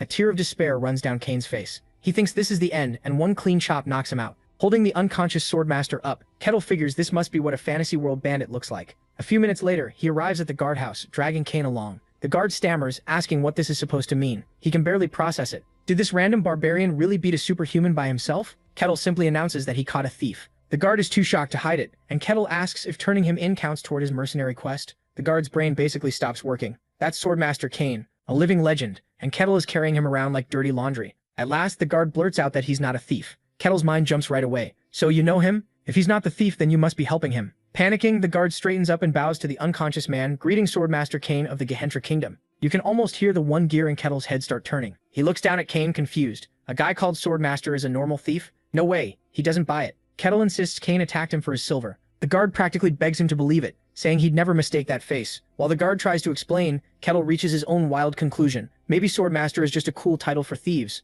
The guard can only stare, wondering what nonsense he's hearing. After a long, awkward pause, he decides this is way above his pay grade, so he reports it to the Lord. Sometime later, Lord Luke Barkin is losing his mind. What? Lord Kane was defeated? Then comes a painfully awkward apology session. It's a back and forth of my mistake, and no, it was mine. After that, both of them sit in silence so awkward it hurts. From the doorway, Lord Barkin tries to make sense of everything. He expected a clash, sure, but not Kane getting completely crushed. The answer is simple and scary. This barbarian is stronger than a swordmaster. Even if Kane is the newest one, that title still means a lot. Beating him makes Kettle a dangerous unknown, and Lord Barkin wants no part of this headache. He says there's been a misunderstanding, and leaves them to talk in private. Once the door closes, the room falls right back into awkward silence. The secondhand embarrassment is brutal as Kane takes a shaky sip of tea, his pride completely crushed after that beating. Trying to recover, he formally introduces himself again as Kane the Swordmaster. Kettle, being Kettle, asks if Swordmaster is his last name. Kane explains that when someone reaches that level, they don't need a surname. Kettle nods, then asks about the strange energy attack from earlier. He wants to know if it's a special skill. Kane casually shows the green energy in his hand and asks if he means this. Right away, Kettle's eyes shine. He admits he first thought it was a dumb little trick, but now that he knows it's a Swordmaster move, he thinks it's awesome. Kane explains that it's called aura, a form of basic energy known as mystic. Now Kettle finally realizes that thing before was aura, like a kid on Christmas. He immediately asks how he can learn it too. Kane explains that mystic is the raw source of power. Swordsmen turn it into aura, while mages use it as mana. Kettle gives a sly grin. So anyone can learn mystic? Can you teach me? Kane goes silent, and Kettle leans in with a smile, asking him to please teach him. In the end, Kane agrees. Still, he doesn't get it. Why ask for his help when Kettle is clearly stronger? Kettle admits he really knows nothing. He's just been fighting on instinct this whole time. That answer brings Kane's spirit right back. This is his chance. He can train the barbarian and win back some of his lost pride. He straightens up and declares, "Very well. A sword master will teach him. A sword master is nothing without his blade. Without it, I'm only half a man. KT nods and goes, that makes sense. No wonder you seemed weak, you didn't have your sword. Kane dies inside all over again. And KT keeps making it worse, saying he did think it was strange. If Kane had used his sword, maybe he would have won. KT smiles like he's being nice, completely unaware. Meanwhile, Kane is falling apart inside as his pride gets crushed again. Still trying to hold himself together, Swordmaster Kane starts the lesson. He explains that real swordsmanship isn't just swinging a blade, it's using aura with it. According to Kane, his style can turn illusion into reality. To test him, Kane asks what KT saw when he fought his disciple. KT immediately brings up the sword, splitting into 3 real attacks. So that's materialization, KT says, catching on right away. He even figures out it's a style built on skill and precision, not raw force. Kane confirms it, through gritted teeth. Kane straightens up and says a true swordmaster must combine the sword with aura. Then he shows it, pouring energy into his blade until it glows bright green. KT lights up. Oh, so that's aura. Flustered, Kane can only answer, yes. Kane still can't believe he's teaching this to a barbarian, so he decides showing it will work better than explaining. I'll demonstrate, he says, taking his stance. He focuses completely, ready to prove himself. Then he swings down with all his power, sending out a spread of green slashes across the hall, ripping up the floor. KT watches closely without flinching. He notices the strike split into 5 parts. When the dust settles, Kane explains that many people can make illusions with aura, but only his swordsmanship can give them real form. Looking proud, he asks what KT thinks. KT answers with the most brutal, simple line possible. I think I can do that too. Kane instantly calls that nonsense. Inside, he's losing his mind over how long it took him to master this art. KT cuts him off and says it'll be faster to just show him. Then he picks up a huge battle axe, leaving Kane staring in confusion. An axe? KT plants his feet and swings, moving the giant weapon so fast it leaves several clear after images. Kane goes silent. Then the awful truth hits him. KT did it with speed and brute force alone. KT brings the axe down and a huge shockwave carves through the hall in a blazing blast. Kane can only stare in pure shock while smoke rises from KT's axe. With a smug little smile, KT asks, what do you think? He knows exactly what he just did. Kane tries to make sense of it. It looked like illusion turned real, but it was only insane speed and strength. Even he was almost fooled. He says it was just a basic swing, but KT fires back. If the result is the same in a real fight, does the technique really matter? That leaves Kane speechless. He knows KT has a point and it hits his pride hard. Not willing to accept that, Kane snaps, then what about this? In a flash of green aura, he creates several solid clones of himself. This time, KT is truly surprised. It looks like Kane split his own body apart. Kane and the clones attack at once, their combined strike blasting a huge smoking crater into the floor. Kane proudly says this move comes from perfect control of aura. Then he challenges KT to copy it. KT doesn't answer, he just braces himself and lifts the giant axe again. He starts spinning faster and faster, turning into a whirlwind of pure destruction. This is bad for Kane. The spin keeps building, making a tornado inside the hall that rips stone from the walls. When it finally stops, KT stands calmly in the middle of the wreckage and asks, what do you think? That breaks Kane for good. He drops down shaking and crying that his life's work means nothing. He's done. The great swordmaster is reduced to a sobbing mess on the floor. KT looks down and says his mental toughness is weaker than expected. Then, switching gears, he gives Kane a real compliment. Your swordsmanship is amazing. KT admits all he did was swing his axe fast. That isn't true swordsmanship, just brute force. Kane's technique was different. Those weren't fake after images, they were real. And KT says he could never reach that kind of mystery. That tiny bit of praise is enough to revive Kane. His swordsmanship still has value. He declares that making illusion and reality one is a special art only he can use. Just like that, his ego is back. With fire in his eyes, he realizes this isn't a flaw in his style. KT is simply abnormal. After all, no normal person could move fast enough to fake that effect without aura. Once Kane settles down, KT asks again if he can teach him real sword techniques. Kane quickly regains his composure and apologizes for getting emotional. With most of his pride restored, he finally starts the lesson for real. He says that to control aura, you first have to awaken to mystery. No swordsman or mage can reach the top without it unless they're a cleric borrowing power straight from the gods. KT asks if divine power is different from this. Kane says yes. A cleric's power is granted by the gods, not drawn from their own ability. KT listens with real interest. Kane goes on to explain that mystery is the hidden power inside every person. How you use it shapes everything, whether it becomes aura, mana, or spirit power. Awakening it is the first big step. Then he reveals there are 5 stages to mastering mystery, and the first is called sensing mystery. KT asks if anyone can do it, but Kane says no. Without talent, you can't even feel it. He adds that people who can barely sense it are only considered third-rate. Based on how well someone controls mystery, everyone is placed into one of 5 ranks. Those ranks are third-rate, second-rate, first-rate, superhuman, and finally hero class. Hearing that, KT seems to remember something from his past. Kane brushes it off, saying the ranks are only rough guides and not to worry about them yet. After the explanation, KT says he understands, and Kane declares it's time for practice. He watches closely, ready to guide KT through the first step, sensing mystery. Kane tells him to awaken a sense he's never used before. The instructions are simple. Feel the wind, feel the earth. KT focuses as hard as he can, then opens his eyes and admits he feels nothing. Kane is stunned. He thought someone that strong would pick it up easily. He mutters that powerful people are usually better at this, but KT seems to be the exception. Kettle says no one from his snowy homeland has ever sensed this kind of power, so Kane moves to plan B and decides to jumpstart it by sending his own energy into Kettle's body. Kettle lights up. "You're transferring aura?" Kane gives him a vague, something like that. Looking amazed, Kettle agrees he's only read about this in books. Kane puts a hand on his back and tells him to relax and feel the flow. But the moment he touches him, Kane gets hit by a huge shock. What kind of body is this? It feels like touching solid stone, and Kane starts wondering if Kale is even human. Kale calls out to him and Kane awkwardly apologizes for zoning out. Then he gets serious and starts pouring aura in, hoping to awaken Kale's hidden power. Green energy flows into him and Kane is sure this should work. But something is wrong. Kane stops, completely confused. He can't find the path. He can't even get far enough to search for it. To him, it's like trying to find anything inside a huge empty void. In the end, he has to give up. This is a dead end, so Kane pulls back. Kale immediately panics. "What do you mean it won't work? Do I have no talent?" Kane tells him it isn't about talent. Kale has to find the path on his own to awaken his power. Kale understands, but he's still worried. "So are you saying I can't sense mystery at all?" Kane struggles to answer. He couldn't even check Kale's potential because his body is too unusual. It's so unbelievably dense that it acts like armor, blocking the aura from getting in. Kane admits he's never seen anything like it. His raw physical power is basically shutting out magic. Kale slumps disappointed, so he can't gain mystical power. Kane says he doesn't know for sure. He suggests asking other sword masters or maybe the mages at the magic tower. Kane apologizes, but Kale brushes it off and says it's fine. There may still be a chance. Then he breaks into a big grin, thanking Kane sincerely for all his help. Kane watches him and thinks about the other barbarians he's known, violent beasts who only cared about fighting. But Kale is different, so Kane asks if he'd stay in the kingdom. He offers loyalty, a title, and a high position. Kale answers plainly, "I refuse. I don't plan to belong to anyone." Kane had hoped that winning this barbarian's loyalty might help free them from the Empire, so he tries once more by offering him nobility. Kale just smiles, unmoved by the deal. He'll live his own way. Kane is surprised, but then he seems to understand. He understands. Kale gives him one last sincere thanks and says he won't forget this. Then Kale heads off. Watching him leave, Kane realizes trying to make him submit was foolish. No one is going to own a man like that. He moves only by his own choice, and that mystery may make him more dangerous than any barbarian Kane has known. With a sigh, Kane's mind turns to the Emperor and his obsession with reaching the demon realm. Not long after, Lord Barkin sits at his desk, already aware of the Emperor's goal. Kane reports that lives are being wasted, and guesses the Emperor wants to become like some ruler from the past. Still, he sets that thought aside for now. He goes on to say the Empire hasn't even taken all human lands yet, so this plan is reckless. Barkin understands right away the Emperor will eventually turn his eyes on them too. Kane agrees. Their territory is still counted as part of the Empire, so an order could arrive at any moment. Leaning back, Kane grumbles about the state of the world and the Emperor's madness. Then Barkin's tone changes. He leans in and asks about a rumor. Kane says it's true.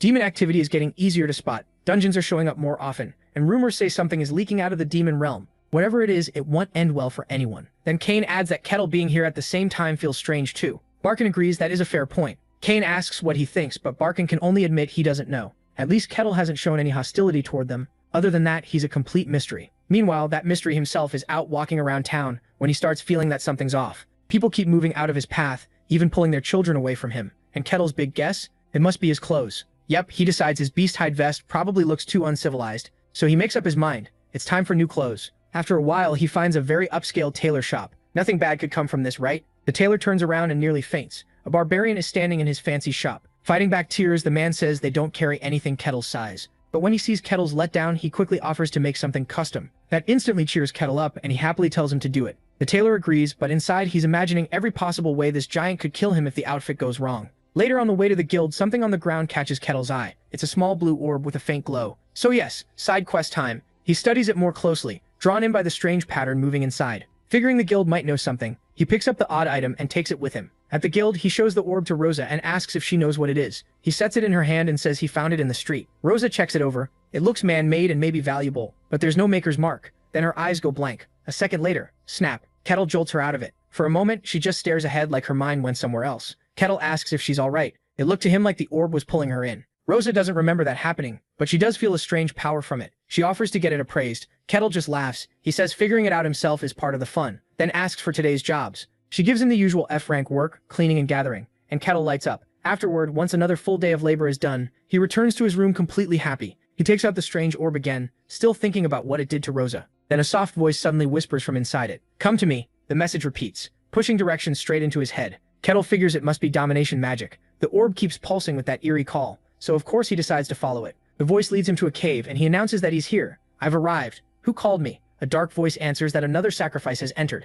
mocking him as a stupid barbarian but an acceptable offering. The speaker is a skeletal mage with blue fire in its eyes. From a throne inside a huge ritual circle, it declares that its resurrection is finally near. So who is this pile of bones? Long ago he was an evil sorcerer who worked from the shadows. He stirred up wars until heroes finally came for him. When defeat closed in, he abandoned his body and sealed his soul in a vessel, turning himself into a lich. That made him nearly impossible to kill, as long as that soul vessel stays safe. To reclaim a body, he hid near this small town and spread those blue orbs to lure sacrifices. The orbs served as power sources for his return and, of course, the usual dreams of ruling everything. The plan was going smoothly until one huge problem showed up. Why is a barbarian here? He chose this remote place to avoid strong people, so Kettle's arrival makes no sense. Watching through magic, the lich decides Kettle's size makes him a perfect sacrifice. His orb only charms people who haven't awakened magical power, so he assumes Kettle is just some magicless fool. That's why he sends the call. Come in, barbarian. Be the last piece I need. And Kettle walks right up to the cave's giant wooden door. He pushes it open and steps inside. At once he spots the one behind it all, a skeletal mage in robes with glowing blue eyes. Kettle is instantly amazed. It's a real lich, like the final boss from a fantasy story. Now the lich is the confused one. He demands to know what Kettle is. Realizing the mind control failed, Kettle looks at the bones on the floor and figures out how people were being lured in. But the lich still can't sense any magic from him, so his only guess is that Kettle has some rare item protecting his mind. Kettle bluntly says he has nothing like that. The lich stops talking and raises his glowing staff. If Kettle won't obey, then force will do. He summons undead servants and sends them out. The armed skeletons rush straight at him, but Kettle only smirks. So this really is an evil lich in a dungeon. He smacks the first skeleton with one bare-handed hit, and it explodes apart. The lich is stunned. Kettle shakes out his hand and says the lich is a lot less impressive than he expected. That makes the lich snap. He threatens to tear off Kettle's arms and legs and sends in all the rest. Cut him down. Kettle snorts and cracks his knuckles. One punch turns the first skeleton to dust, then a hard kick destroys another. Furious, the lich says the game is over. His staff shines brighter as he calls out his strongest summon. Kettle's eyes widen. A giant armored skeleton knight rises with a huge sword and shield. And instead of panicking, Kettle gets excited. This one might actually be different. The lich orders it to kill him, and the knight charges like a battering ram. Kettle grins and cracks his knuckles again. The knight swings its huge glowing sword, but Kettle just watches. A skeleton knight made by a lich really is unusual, but one punch still caves in its skull. The giant undead falls apart in a blast of bone and debris. The lich can only stare, speechless, after that effortless destruction. As things settle, Kettle stomps on the knight's still-moving hand and crushes it completely. Then he glances back, already bored, and asks if that was all. The lich desperately tries to understand what Kettle is, but his magic finds nothing. No mana, no hidden power, no artifact. It makes no sense. Did this barbarian really beat a top-class undead with only his fists? Realizing Kettle is far too unusual to leave alone, the lich decides to fight him personally. He calls it an honor and floats down like some grand final boss. Suddenly Kettle cries out and staggers back as thick black fog wraps around him. The lich's voice rolls through the cave, telling the barbarian to fear him. He says Kettle will pay for entering his sanctuary, but Kettle only looks puzzled. He says he came because the orb called him. Wasn't the lich the one who left it out there? So yes, the lich basically sent bait into town and Kettle took it. That sets the lich off. He yells for silence and declares himself the great mage who destroyed 5 kingdoms. I am Cardos Brenula's Kesses. Kettle suddenly thinks of the elf queen and starts wondering if absurdly long names are just normal here. Done talking, Cardos fires off a huge vortex, a wave of dark magic. He calls Kettle the base for his return. The spell wraps around Kettle, and his eyes go dull, spinning like he's under a trance. Cardos starts bragging. This is his special spell. It traps people in dark emotions until their minds snap. He's sure a plain barbarian with no magic defense is finished. Easy win. But then something feels wrong. Thinking Kettle may be different, Cardos chooses to capture him instead, and sends his minions in. Another skeleton warrior pulls itself from the ground with its sword ready and moves toward the dazed Kettle. But right before it reaches him, a sharp purple glow flashes in Kettle's eyes. He spins in an instant and kicks the skeleton so hard its whole torso turns to dust. So much for being helpless. Then he looks back at the lich like nothing happened, and once again, Cardos is left speechless. He can't understand it. How is this possible? That spell should have worked. Kettle barely reacts. He asks if the lich is just going to keep staring, because it clearly isn't working. Ignoring that, Cardos pours in the rest of his power and starts chanting a dramatic spell. He launches his strongest attack, a giant sphere of dark energy that looks ready to devour everything. And how does Kettle answer a spell like that? His eyes light up like a kid on Christmas morning. Cardos laughs, sure he's won. But a second later, he starts coughing hard and collapses. He burned through all his mana, but he's still sure no barbarian could survive something that big. He looks up expecting a crater, then freezes in terror, because Kettle is still standing there without a single scratch. Kettle even says it was impressive, then asks if that's really all he's got. Cardos completely loses it. He just used his strongest spell, one powerful enough to break a great hero's mind, and it did nothing. He demands to know what Kettle is, but Kettle is more curious than scared. The attack looked amazing, yet he felt nothing. The lich freezes in fear as Kettle picks up his axe with a cold smile and says it's his turn now. Just before Kettle can smash him to pieces, the lich suddenly has a realization. A dark grin spreads across his skull as he thinks he's figured it out. Now he's convinced Kettle knows his true identity. He says Kettle came because he knew who he was, and that proves it. Kettle just stands there, wondering what this pile of bones is talking about. Then Cardos breaks into a huge villain laugh, claiming the Empire must fear him if it found him this fast. His ego is out of control. He shouts that he will rise again and destroy the world once more. He's heard stories about a secret empire project that creates human weapons, and he's sure Kettle is one of them, made for the sole purpose of killing him. Even so, he refuses to go down without a fight. He declares his full name, I am Karos Branulus Kesses, and I will destroy the empire. Kettle's only thought is simple. This guy has to be crazy. Finally done talking, the Lich summons a glowing ghostly urn. This is his phylactery, his soul vessel. He grabs it, ready to use his last move. Then boom, a huge beam of magic blasts from the urn and slams into Kettle's chest. Kettle's eyes turn white. Did it finally work? The Lich's plan is to force his soul into Kettle's body and take it over. But it's a one-way move. Once inside, he's stuck, unless he becomes a Lich again. Still, it's his only option. He takes control and declares that this body is now his. But the second he enters Kettle's mind, he knows he made a terrible mistake. He looks around in shock, asking what this place is. Is this really the Barbarian's mind? Just seeing that nightmare world is enough to shake him. Something is deeply wrong here. He even starts doubting whether the Empire sent Kettle at all. As his soul begins getting torn apart, he realizes no, the Empire couldn't have made something this terrifying. It's literally breaking his mind. With one last confused sound, the great Lich Kratos is erased for good. Back in the real world, Kettle just scratches his head wondering what that was. He only felt a tiny tickle, and that's it. In front of him, the Lich's body drops to the floor, empty. You'd think he'd be happy, but Kettle is actually disappointed. He thought the attack looked cool and wanted to know what kind of magic it was. He walks over to the bones, thinking Liches in this world are pretty weak. He has no clue what happened inside his own head. Still, a win is a win. So now it's time to collect the loot. He picks up the Lich's staff, remembering it glowed when magic was used. That gives him an idea. Maybe this magic stick will finally let him use magic too. So he stores it away, or as Kettle puts it, in his pocket. Then he notices another item, the urn. He picks it up and guesses it's a life vessel, so he plans to take it to Rosa for appraisal. After gathering everything, he looks around and suddenly his gamer instincts kick in. He notices a strange pattern on the wall that he missed before. A secret room? He wonders, then does exactly what you'd expect. He presses the button. Sure enough, the wall slides open and reveals a hidden chamber. He steps inside and finds a room packed with people just standing there like statues. His first reaction isn't concern, it's amazement that secret rooms are actually real. Then comes the second thought. Who are these people? He waves a hand in front of one man's face and calls out to him. He tries another person too, asking if anyone is still in there, but gets nothing. Now he's stuck wondering what to do with a room full of living statues. In the end, he decides the best move is to leave it alone. For once, his logic makes sense. The guild can handle it. So back at the mercenary guild, Kettle walks in with his new loot. Rosa greets him with a smile, surprised he's back so soon. Kettle just says he had a few things to handle. Nothing major, just wiping out an ancient evil. Rosa looks confused, and Kettle explains the orb and who sent it. She laughs it off, telling him not to joke about something that serious. After all, a Lich, one of only 5 in the whole world, hiding in a small town sounds ridiculous. So Kettle drops the giant purple urn on her desk. That gets her attention fast. He calmly says it's the Lich's life vessel and asks if she can appraise it. Rosa's mind basically shuts down. She goes still as she realizes he's telling the truth. Then Kettle casually mentions there are people inside too. He says he could have brought them out, but they looked half gone, so he left that to the guild. And then it hits Rosa. She finally links the Lich to the recent missing people. She jumps up and says she'll call someone right away. A few minutes later, a city guard rushes in asking if someone said Lich. Kettle gives a small wave and greets him. Then he says it's already taken care of. The guard nervously says the Lich's long fantasy name, and when Kettle confirms it, the man nearly shuts down. This Kratos was a legendary dark mage. A century ago, he drove kings mad and erased 5 kingdoms from the map. The guard can't believe something like that was hiding near their village. Kettle shrugs and says the Lich wasn't that amazing. He did some weird stuff and pretty much beat himself. The guard has no response. Sweating hard, the guard asks for more details, but Kettle's one working brain cell is done for the day. That's all he's got. Realizing this is far above his rank, the guard leaves to report it straight to the Lord. When the news reaches Lord Barkin, he is not pleased. A Lich this close to my land, he roars. The guard confirms everything. He has testimony from the rescued victims, and the Lich's phylactery is proof. Barkin immediately sees the problem. A Lich of this level will draw the Empire's attention, and his best fighter is away. This is bad. He slams a fist on the desk and gives the order to send a message to the capital at once. Barkin admits they were incredibly lucky. If Kettle hadn't found Kratos right after his return, they would have been the first to die.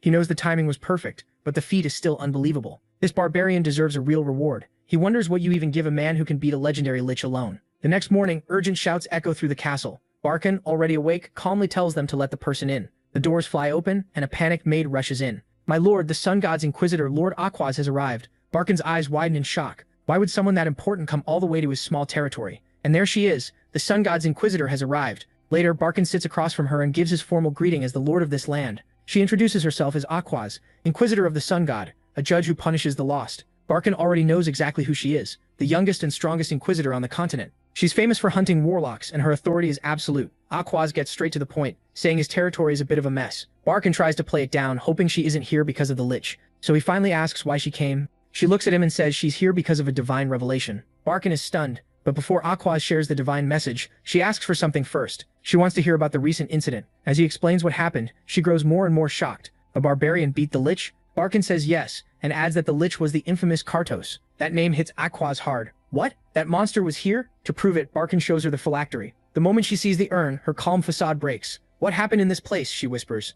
Gripping her holy symbol, her thoughts race around one question. Is the barbarian still in town? Barkin confirms it. Yes, the absurdly strong barbarian is still in his territory. He adds that this man keeps doing the impossible, then casually mentions Kettle also beats Swordmaster Kane. That leaves Aqua speechless. Now she knows a new powerhouse has appeared, and quickly asks what tribe he comes from. Barkin says Kettle claimed he was from the White Wasteland. That answer hits Aqua's like a blow. The White Wasteland, the snowy desert, is demon land, and she does not like hearing that. Then a thought suddenly clicks. The pieces start coming together. An unknown force from a demon-filled land. She wonders if this barbarian might be the very reason she was sent here. Barkin is left completely confused. Aqua is now fully decided, says she has to meet this barbarian in person, immediately. Meanwhile, Kettle is back in his room, looking over the gem he took from the Lich's staff. He figures it probably boosts magic, then decides he can ask a mage about it later. That thought ends fast when he realizes morning has already come. Time to start the day. Right then, a guard arrives with a message. The Sun God's Inquisitor wants to meet him at the church. The guard gives him a quick warning. Show proper respect when he meets her. Kettle just smiles and says not to worry.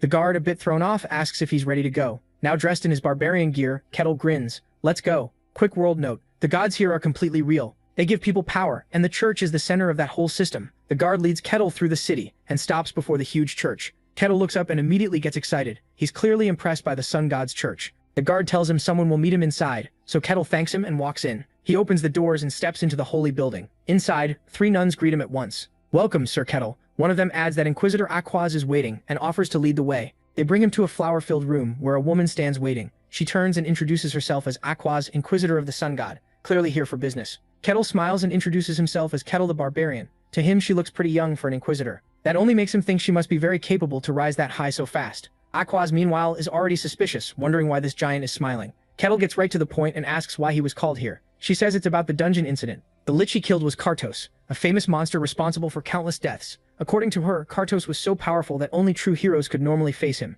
Kettle says he's heard the legends, but the lich he met fought like an idiot and basically took himself down. When she clearly doesn't believe him, he closes his eyes and says that's simply what he saw. So Aquaz makes a bold proposal. Let her god witness their talk directly. It works like a holy lie detector. If he lies, the god reacts. She expects him to refuse and even tells him he's free to say no. Instead, Kettle looks thrilled. Why would I refuse? To him, this is a chance to feel real divine power. His childlike excitement completely throws Aquaz off. She can't understand why he seems so happy. Carefully, she asks if this makes him uneasy. Kettle just blinks and asks what she means. He has no reason to be bothered. He's been telling the truth the whole time, so what is there to worry about? Seeing how sure he is, Aquaz agrees and begins the ritual. She folds her hands and starts to pray. O God who guards the sun, let your gaze expose every lie here. The instant she finishes, a huge beam of golden light bursts from the church and shoots into the sky. Kettle is standing right in the middle of it, staring up in amazement. He can feel it, a presence far above, vast and overwhelming beyond words. And somehow he can even sense what that god is feeling. Confusion. Even the deity has no clue what to make of him. Then the light disappears and the room returns to normal.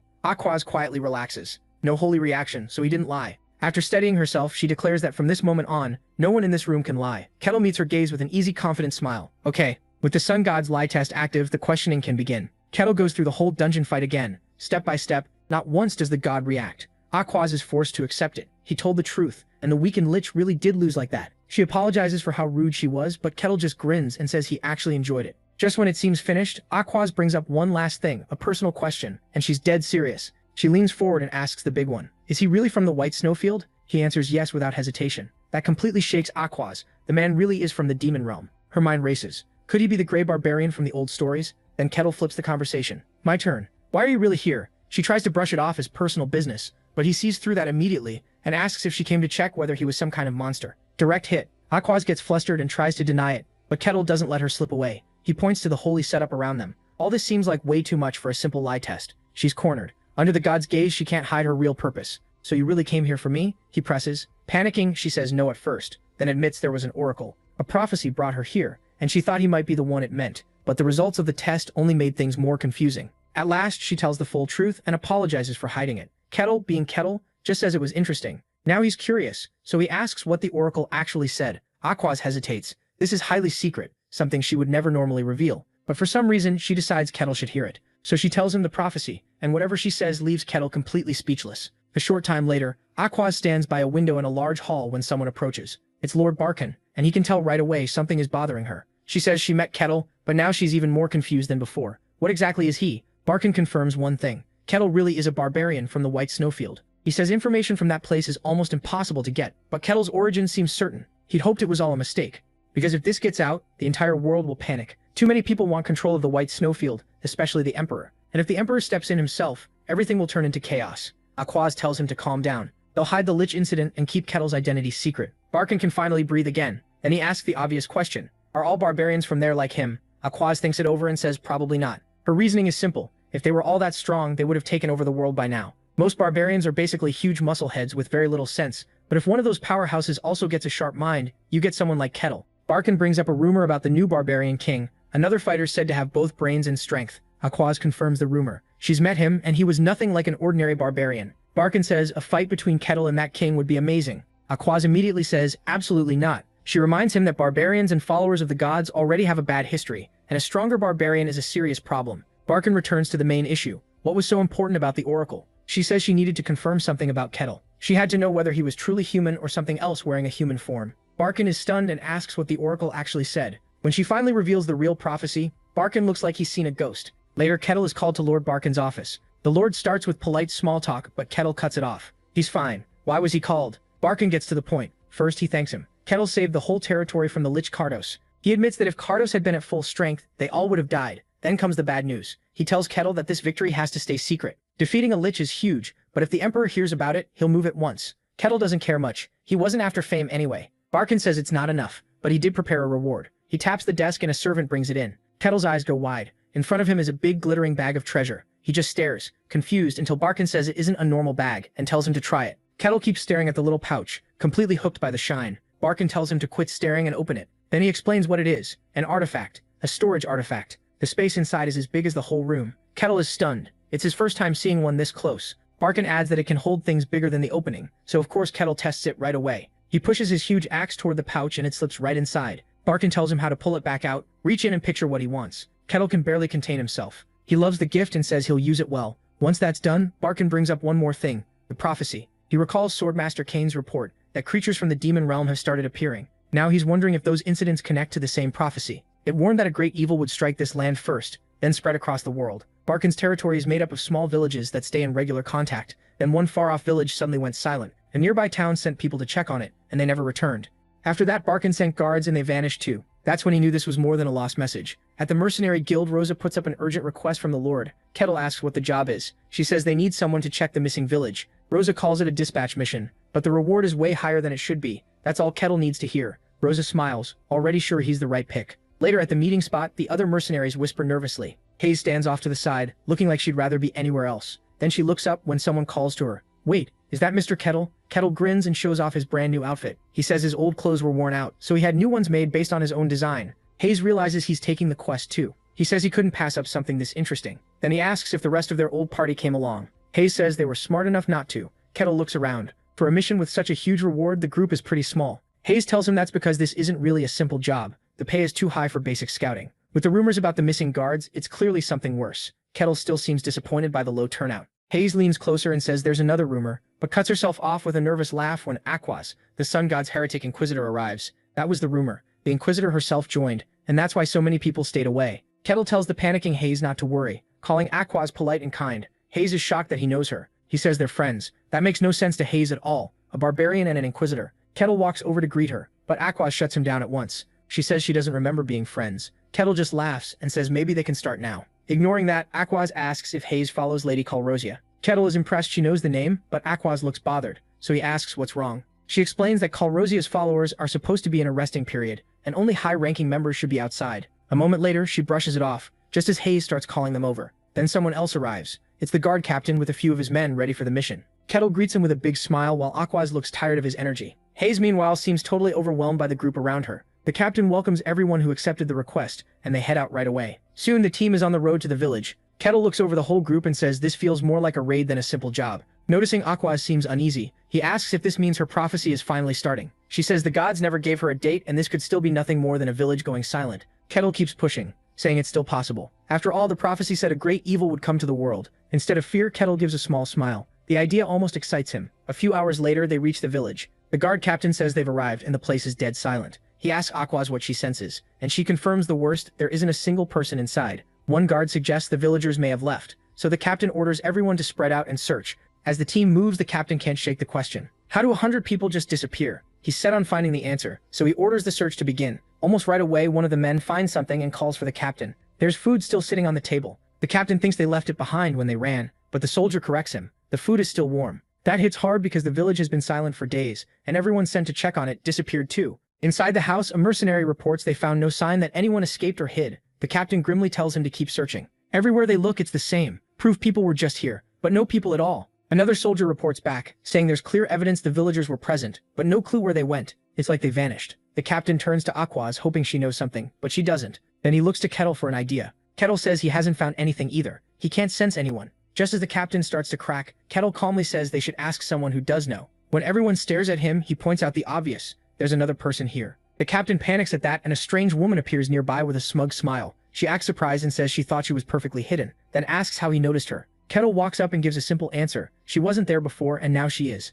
She laughs and says her magic normally makes people think she'd been there the whole time. Even the Inquisitor was fooled. Then she studies Kettle and notes he isn't a magic user. Her smile turns dark as she asks who he is. The guard captain instantly senses danger and orders everyone to fall back. As the guards retreat, he notices Aquaz has gone completely still. Terrified, she says she can't sense anything from the woman at all. That chills everyone, because if Aquaz can't read her, then either she's harmless or so powerful her presence can't be detected. Mercelia sighs, saying she wanted to trail them a little longer. Then her face twists into a monstrous grin as she says she's changed her mind. In an instant, she reveals her true form. Grinning wickedly, she promises to make them her slaves and drag them away. With a snap, dark magic bursts from her claw, and a huge sphere spreads out as she rises into the air. From above, she looks down at the stunned group. Even Kettle, Hayes, and Aquaz can only stare. One of the guards yells for everyone to run, but it's too late. A huge purple dome crashes down and seals them inside. The demon smugly says the whole village is now her hunting ground and none of them can leave. Fixing her glowing eyes on them, she says they're all prey now. The others are horrified to see a demon here, but Kettle just looks interested. Hayes shakily says it's a named demon, then drops into prayer at once. Kettle rests a hand on her head and tells her to calm down. He's right here with her. She looks up, unsure if that should comfort her. Then Kettle folds his arms and asks what makes a named demon such a big deal. So Hayes explains. Most beings people call demons are only weak bits of corrupted mana, but true demons are born from pure darkness and claim names through their own will. Even the weakest of them can destroy a whole kingdom. Kettle finally gets it and says, so that's what a named demon is. Hayes weakly confirms it. She recognizes this one as a Setiar, a feared demon from centuries ago, and can't understand why it's here. Kettle walks up to the barrier and wonders if he can punch through it. Hayes tells him it's unbreakable. The only way out is to defeat her. He taps the barrier and quietly says he understands. Then the wall starts cracking where he touched it. But if that happened, the fun would be over. So he starts flailing around like an idiot, hiding the crack from Hayes while laughing. Hayes stares at him confused and asks what he's doing. He just gives her a bright thumbs up and stays quiet. Then the focus shifts back to the fight. The demon mocks Aquaz, asking if she enjoyed the game played with the village. Aquaz thinks back to that empty village, where food was left half-eaten, and realizes it was all just a demon's prank. Disgust twists across her face. This monster treats human lives like toys. Meanwhile, Kettle watches their mental showdown like it's a movie, complete with 3D glasses and popcorn. Aquaz quickly figures something out. Summoning a named demon should take a huge sacrifice, far more than one village. And a being this strong shouldn't have been able to claim territory without anyone noticing. Under the red moon, a Setiar only smirks. Did you really think I'd tell you my plan? Aquaz tightens her fist and declares that this vile corruption has no right to stain the earth. The demon throws her head back and laughs. Then she sneers at the dog of God, asking if she really thinks her little god can save her. Setiar says the world is breaking apart, and it doesn't belong to humans alone anymore. Long ago, she explains, gods and humans joined forces in an ancient war against evil. They won, and the demons were cast out of the world. From the depths of hell, she says she has waited for this day. Then comes the reveal. She is Setiar, the demon of gravity. She swears to erase the shame of her old defeat and drown the world in evil. Aquaz fires back, calling her a filthy creature and saying this world belongs only to gods and humans. Evil will be sent back where it came from. As she raises her hand, holy light bursts out. Calling on her god, Aquaz is swallowed by a towering pillar of sacred power. When the glow fades, she's clad in shining golden armor and holding a huge holy key-shaped blade.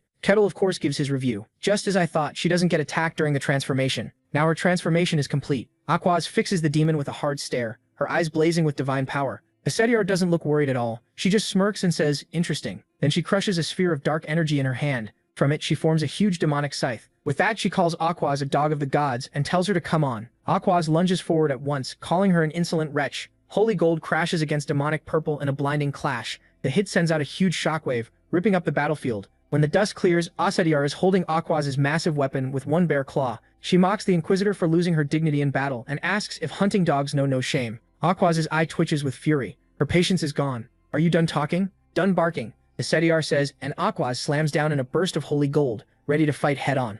But then Asetier vanishes, catching Aquaz off guard. A voice whispers from the dark, "I'm here." Asetier strikes from behind, and Aquaz barely gets her golden shield up before the demon's claws smash into it. Grinning, Asetier tells her to get crushed. Dark power erupts and blasts Aquaz backward. She digs her heels into the ground, struggling to hold against the force. Cracks spread across her shield, so Aquaz starts reciting scripture. "None may trespass upon the light of radiance." It works. In a flash, a huge burst of golden light throws the demon back. Aquaz stands in holy fire, glaring at Asetier. But Asetier rises again, looking impressed more than hurt. For someone your age, being able to read holy scripture is impressive. Aquaz doesn't answer. She keeps praying, quoting Carmenon chapter 5 verse 59. Its radiance burned away all evil. This time though, Asetier casually blocks the holy blast with her wing, so Aquaz changes tactics and rushes in up close. She attacks in a frenzy, but the demon is too fast, dodging every strike as they trade blows at incredible speed. Aquaz is clearly straining, while Asetier looks like she's having fun. Their weapons slam together in another huge clash. A shockwave tears through the streets around them. The rest of the group gets blasted away, screaming in terror.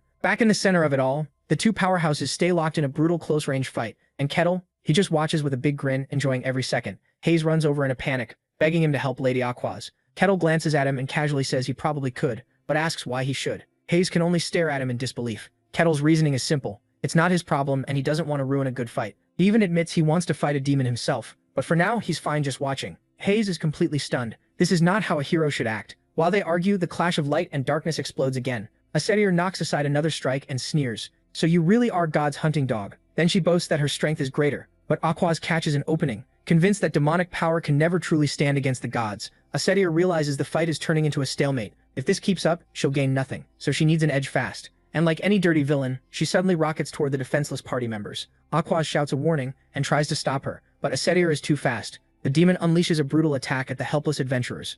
A filthy move. The party screams as holy and demonic power explodes around them. Furious, Aquaz grits her teeth and throws herself in front of the blast to shield her companions. Her eyes blaze as she shouts, "Filthy creature." Asetier only laughs in her face. "Did you really expect a demon to fight fair?" Aquaz burns with rage and starts chanting again, drawing on even more power. Then she speaks a holy verse and unleashes a massive flood of golden energy. A radiant sanctuary forms as she yells for her companions to get inside. Watching from the shadows, Asetier enjoys the whole scene. She mocks Aquaz for wasting such a huge spell, but Aquaz sharply tells her to shut up. That only makes Asetier smile more. That's the reaction she wanted. Then the talking ends. Both of them charge straight at each other. Aquaz swings her huge cross-shaped weapon, sending a wide golden arc through the air. Asetier dodges easily and appears above her, saying death is only death. She flashes in close and whispers that no one will remember Aquaz's noble sacrifice. Then she kicks at her, sneering that Aquaz will bring only shame to her god. Next comes the cruel offer: drop the shield protecting your friends and maybe she'll let her win. Aquaz doesn't fall for it, and calls out the cheap trick. Asetier grins and asks if she really thinks she's leaving here alive. Aquaz sets her stance and says she's heard enough. "Fine," the demon says, "then die like a martyr." She fires off a massive pillar of dark energy, forcing Aquaz to brace herself against it.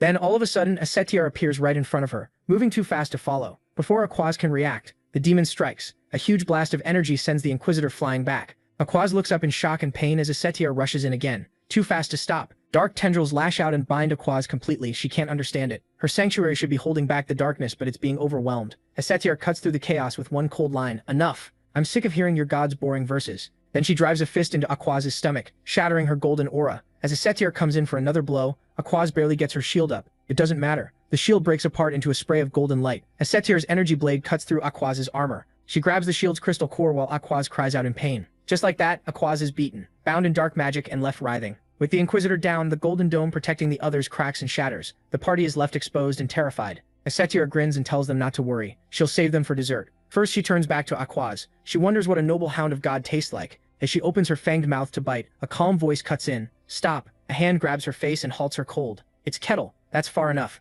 The demon is stunned. Kettle stands there holding her back with ease. She couldn't even sense him. With a simple flick of his wrist, he sends the demoness flying across the square. Then Kettle stands over Aquaz and asks if she's alright. Looking up in shock, she remembers he's the man who beat Swordmaster Kane. But before she can process it, that threatening presence returns. Asetier is back, glaring at them both, and she is furious. She pulls herself out of the rubble and snarls, "Insolent barbarian." Her eyes blaze with rage as she screams, "How dare you interrupt my meal?" Kettle folds his arms and calmly answers, "She's my friend. I'm not letting her die."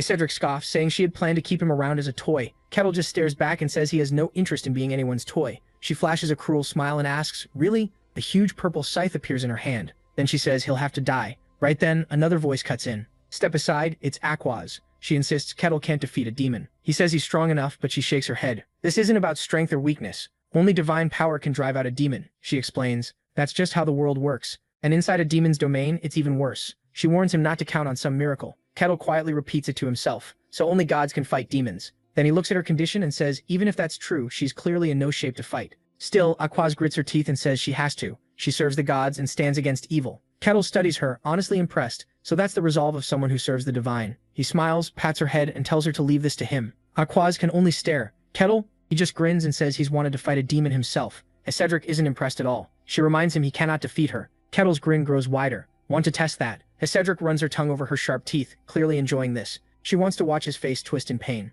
Then she leaps, vanishes, and a wormhole opens right in front of Kettle. She drops on him with claws ready and madness in her eyes. Aquaz watches in horror and can only scream no. Cedric smiles like she's already won. But then Kettle's fist slams straight into her face. Bam! The hit sends the demon flying and blows her head apart. Aquaz just freezes, totally stunned. Huh? She can barely understand what she saw. Did Kettle really punch a demon's head clean off? Kettle meanwhile looks almost bored, like he's still figuring out what just happened. He looks over at the headless demon and his eyes widen. Wait. A burst of dark energy flashes and her whole body grows back from nothing. She's returned. Kettle only smiles, fascinated. So crushing your head makes you regenerate. Cedric is furious and confused. What are you? Kettle scratches his head and gives the most annoying answer possible. He says he's just an ordinary barbarian. Yeah, she doesn't believe that at all. Don't make me laugh. She can't sense magic or aura from him. He feels like a normal man, which makes no sense. Fine then. If he won't explain, she'll beat the answer out of him. A demonic face forms behind Kettle as she lunges, screaming die. Kettle looks mildly surprised and mutters that hitting her human form feels a little awkward, but he has no choice, so he punches right through her. The demon is stunned.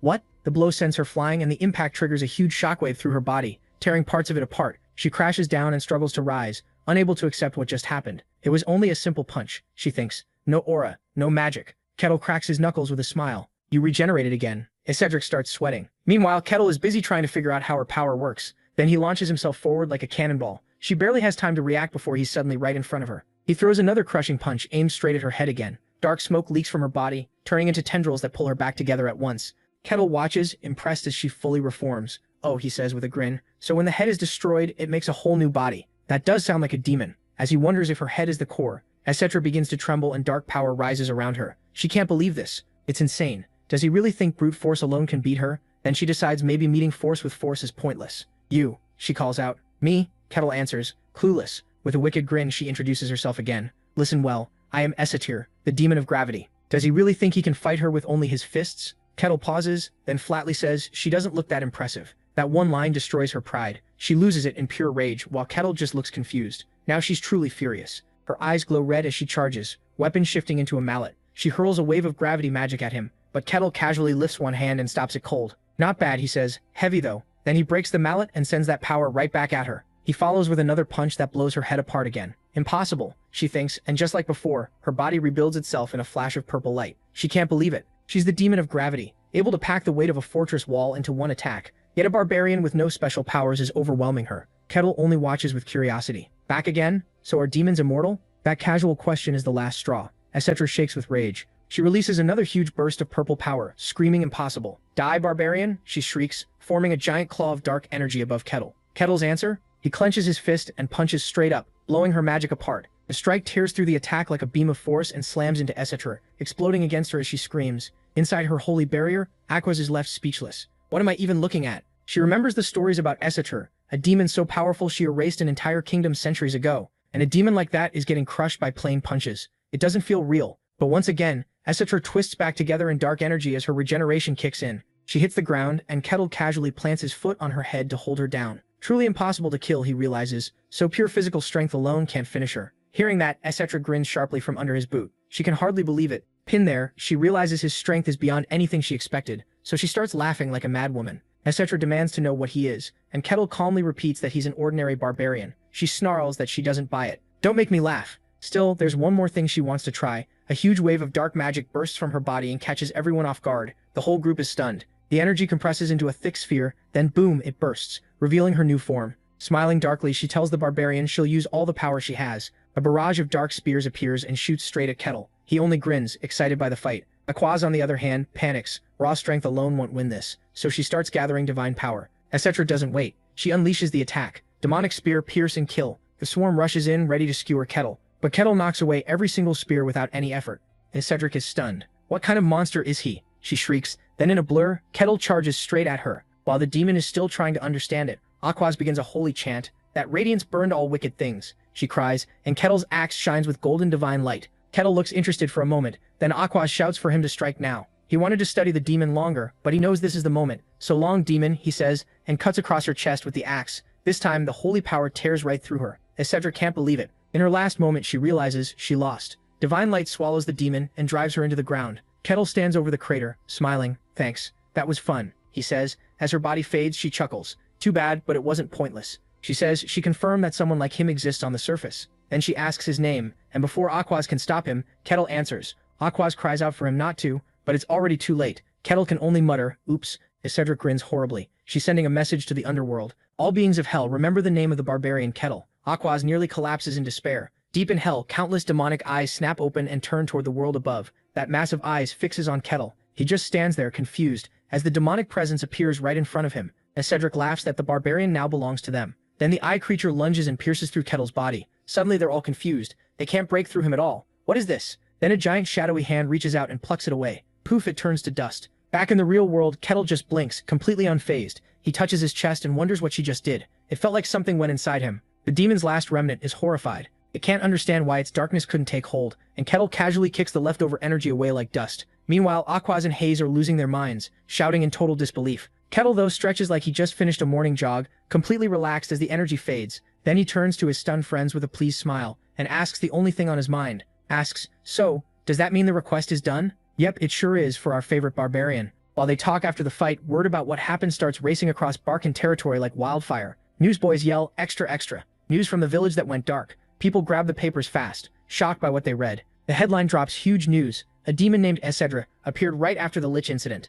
Lord Barkan loses it, pounding his throne and demanding to know why his small land keeps becoming the center of disaster. He can barely process it. A famous demon from old records suddenly showed up. His captain says the rumors are spreading fast, but at least they have one good angle to use. The official version is that the Sun God's Inquisitor arrived in time and drove the demon away. Barkan knows they have to be careful now. One mistake could make everything worse. Meanwhile, Kettle talks with his new friend and asks why everyone seems so tense. Aquaz tells him this is a very serious matter. He notices she's leaving already and says she should rest a little longer, but she refuses. There's no time to waste. The Holy Land has to hear about this right away. Kettle just accepts it and says he won't stop her. As he starts to leave, she calls out to him and makes him stop. With a small bow, she thanks him for saving her, saying she would have ended up as the demon's prey. Kettle, being Kettle, just brushes it off. To him, it was nothing big. He was only helping a friend. Then he flashes a grin and asks, we're friends now, right? Aquaz is stunned. A barbarian and a divine inquisitor being friends wasn't something she expected. She reminds him that she's the Sun God's Inquisitor, but Kettle just asks if there's any reason they shouldn't be friends. That honest answer breaks through her guard.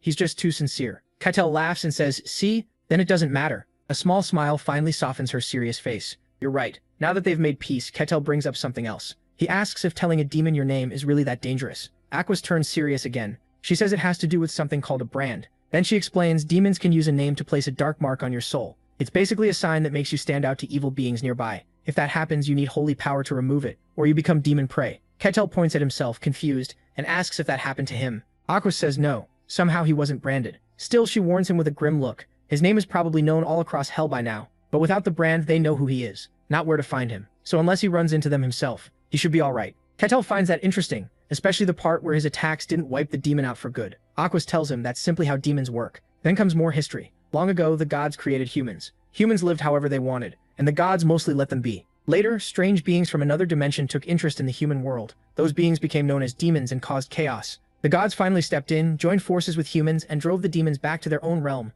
Afterward, people built churches to honor the gods, and peace lasted for a while. But eventually, demons began slipping back into the human world. So the gods gave part of their power to loyal followers, since only holy power can truly damage demons. Kettle finally understands. They can't be killed normally because they're basically from another world. Aquaz agrees. They were never part of this world to begin with. Kettle says it would be a huge problem if demons started appearing all the time. Aquaz assures him the stronger ones can't just come and go whenever they want. Still, she reveals the seal on the demon realm seems weaker now. Dungeon cycles are off, and monsters are showing up more often. It all started about a year ago. Kettle suddenly freezes. A year ago? That was the same time he finished his last quest in the snowy field. Pulling him from his thoughts, Aquaz says she has to leave. On her way out, she invites him to visit her holy order someday, and says he'll be welcome. Kettle smiles and says he'd like that very much. Then Aquaz departs, heading off by carriage to make her report. Even while still recovering, she knows this news has to reach the Saintess as soon as possible. But one question keeps bothering her the whole way. Why did the Sun God say nothing at all about that barbarian? While Aquaz wrestles with that, someone else is having a very different day.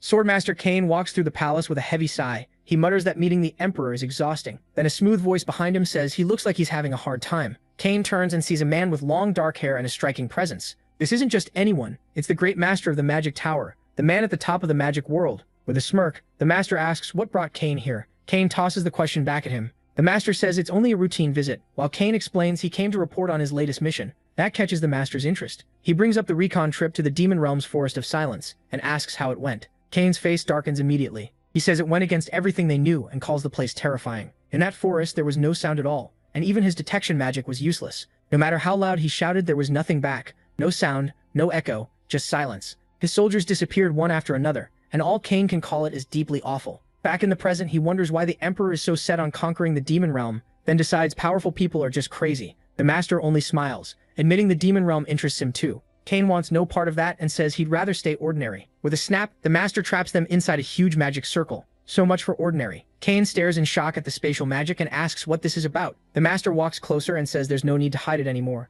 Then he asks if Kane met someone very special, and Kane knows he's been found out. He realizes right away that someone was spying on him. The eye of observation? When did you put that on me? The master casually says it's just a hobby, which only makes Kane more annoyed. Then the master gets to the point. He wants to know what Kane thinks of the barbarian from the White Snowfield. Kane answers carefully, saying he still isn't sure what to think of him. So the master lays it out. A barbarian from the Demon Realm who beat a swordmaster and the Lich Kardos. That makes the answer seem obvious. Kane is shocked to hear that. He didn't know Kardos had been defeated, and the master is surprised by that too. He explains that it isn't public yet, but rumors about Kardos failing his resurrection are already moving through the Magic Tower. Then comes the real reveal. The master says he's a lich as well, and even went to pay respects to his fallen friend. Kane barely reacts, only asking if a lich can even feel sad. The master insists that even someone as old as him values friendship. Then he adds that Kardos' most precious artifact was never found. He says he has no idea where it went. Leaving that aside, he asks Kane the real question. Does he truly believe that Barbarian defeated Kardos? Kane thinks for a moment and says it's possible. The Lich Master notes Kane still hasn't told the Emperor,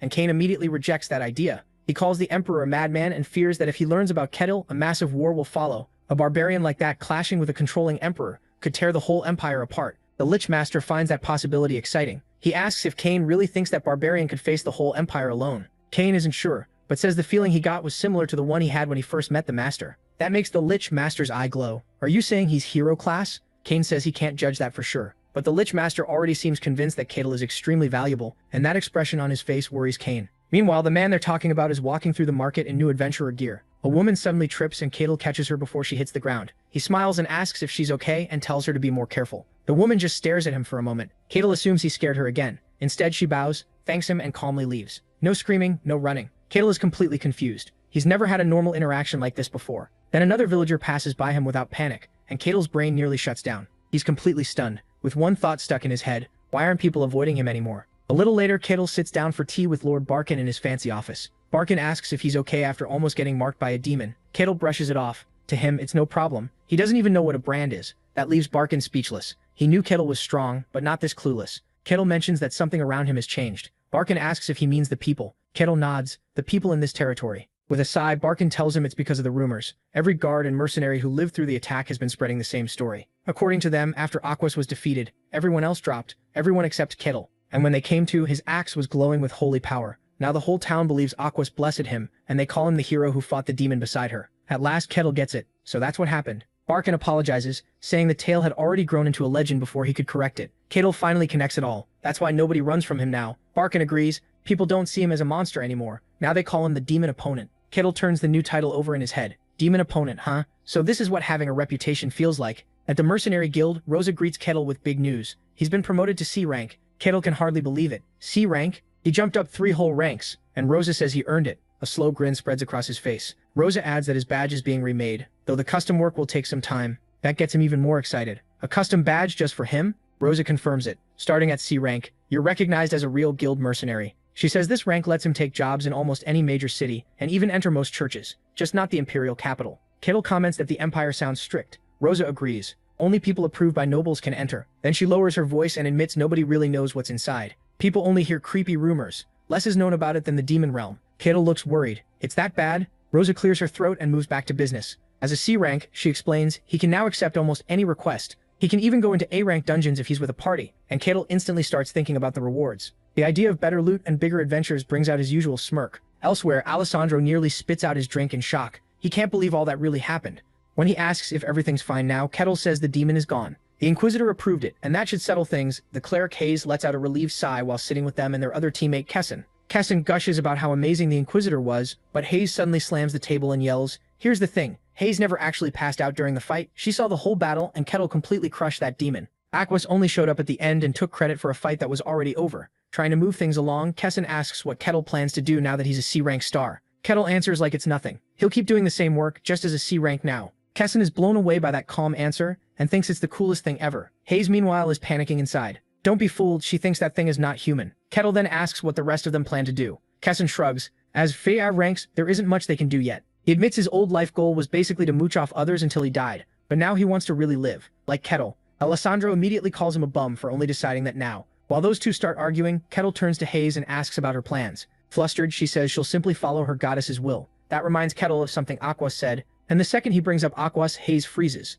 Kettle recalls hearing that most servants of Colossia are taking a break, and only the higher-ups are still working. Hayes starts sweating hard. What? She quickly denies it all and insists Aquas must have been wrong. Kettle calmly accepts the obvious lie. Inside, though, Hayes is freaking out. She's sure he knows everything and can't tell if he's waiting for a confession or just toying with her. By then, she's completely terrified of him. Much later that night, back at the Mercenary Guild, Rosa is packing up her things, ready to head home. Then the door creaks open. The second she sees a worn-out pair of boots step in, her good mood dies. "You've got to be kidding me." A hooded old man says he has a request, and Rosa has only one thought: overtime. Hiding her annoyance, she asks what kind of job he wants. The man clears his throat and says he needs an escort for 2 people, himself and a young girl. Rosa starts writing it down. 2 people, and where to? He answers, the capital of the kingdom of Dayan Teveharian. Rosa is stunned. An escort request all the way to Dayan Teveharian's capital from a remote town like this is crazy. Her suspicion kicks in fast. He talks like a noble, dresses in rags, and hides who he is. Still, she agrees to take the request for now, but first she asks for identification. The old man calmly slides a metal token across the table. Rosa's eyes go wide. It's a mercenary guild token. Something hard to get, like a VIP pass. After confirming it, she gets straight to work. Next comes the fee. The old man reaches into his cloak and pulls out a single gold coin. Rosa looks at the coin, then at him. For that amount, they can provide 1 person. The old man is shocked. Only 1? Rosa explains this is a dangerous month-long escort job all the way to Dayan Teveharian. He begs for at least 2 guards, and Rosa sighs, saying she might scrape together cheaper options.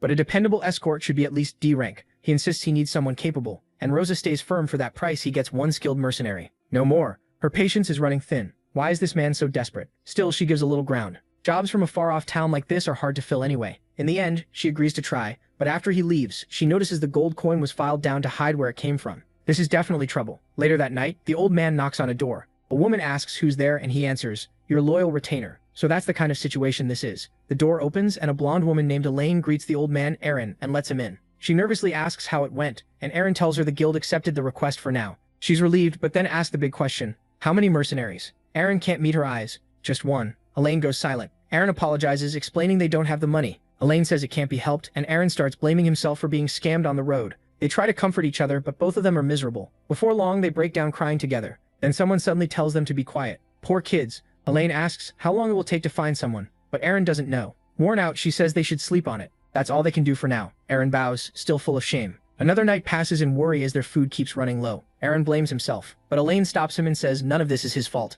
Aaron says they can't tell the local lord what's going on, and Elaine agrees. Even paying for 1 bodyguard is already pushing their limit. Then she reminds him why they ran from their kingdom in the first place. They were surrounded by enemies and couldn't tell ally from foe. Aaron apologizes again for not being stronger. Elaine asks if Dayan Teveharian is truly safe, and he says yes. He explains that Dayan Teveharian's king swore to protect her, though helping them could also make that kingdom a target. Then he says it plainly. She has to live, Elaine Mavrosi. She's a princess in hiding, and if she falls, their kingdom is done. Even so, the princess still worries. Can they really trust a mercenary? Aaron takes her hands and promises their gold will buy someone reliable. So who will guard her? A blush rises as she pictures a handsome, charming hero. Poor girl, she has no idea what's coming. Meanwhile, that hero is just Kettle lying on his bed, bored out of his mind. He starts thinking about his old companions in the white snowfield. They were the only ones who never kept their distance from him. With a sigh, he figures they're still out there living their usual dumb lives. Then a thought hits him. Maybe his quest is over. The system window that followed him into this fantasy world is gone. He remembers the first mission, survive 1 week in that frozen nightmare. Back then, that blue window was his only guide and only company. But once he escaped the snowfield, the quest stopped.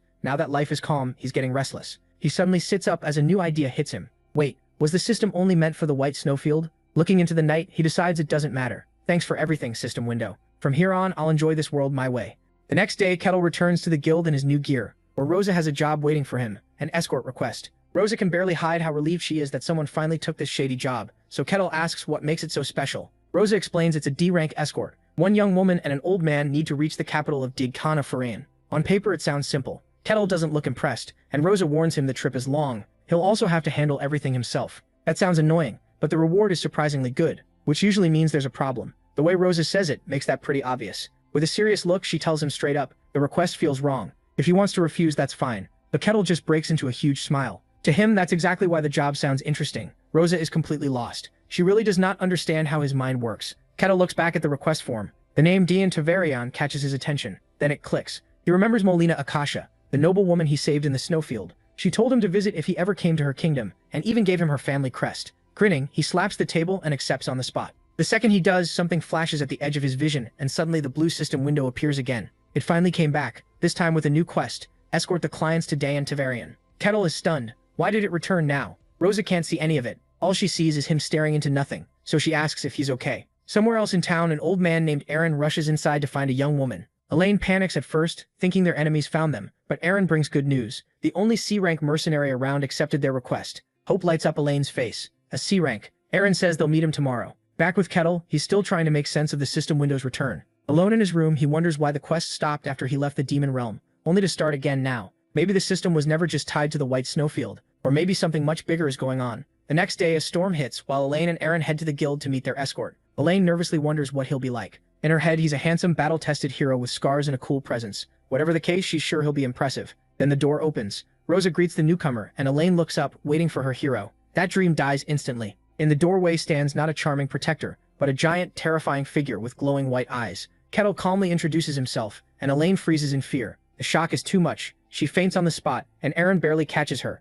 He glares at Kettle and demands to know who he is. Kettle actually finds it a little funny. It's been a while since anyone here reacted to him like that. He'd almost gotten used to being treated like a hero. Aaron turns to Rosa in a panic, asking if this is really their escort. Rosa says yes, and starts the introduction. She presents him as the one assigned to guard them, Barbarian Kettle Nim. Aaron is horrified. A barbarian? He immediately asks for someone else. Rosa's face goes cold. So now he's questioning the guild's judgment? Aaron quickly tries to backpedal, but Rosa cuts him off. If he doesn't trust the guild, the contract is over. While they argue, Kettle lets out a tired sigh. This is a mess. Then a voice cuts through it. She'll accept. Elaine is awake again and taking charge. Aaron tries to stop her, but her mind is made up. She reaches out to Kettle and introduces herself as Elaine. That awkward handshake seals it. The trip begins with Kettle in front. His clients, though, keep a huge distance behind him. Eventually, Kettle stops and turns around. He asks if they're staying a little too far back. For their own safety, they should probably stay closer. Instead, both of them wave frantically and insist they're fine. Since no one's around, this distance works great. Kettle just shrugs. If they want to act weird, that's on them. So he turns back around and keeps moving. Elaine watches him and wonders how things got this bad.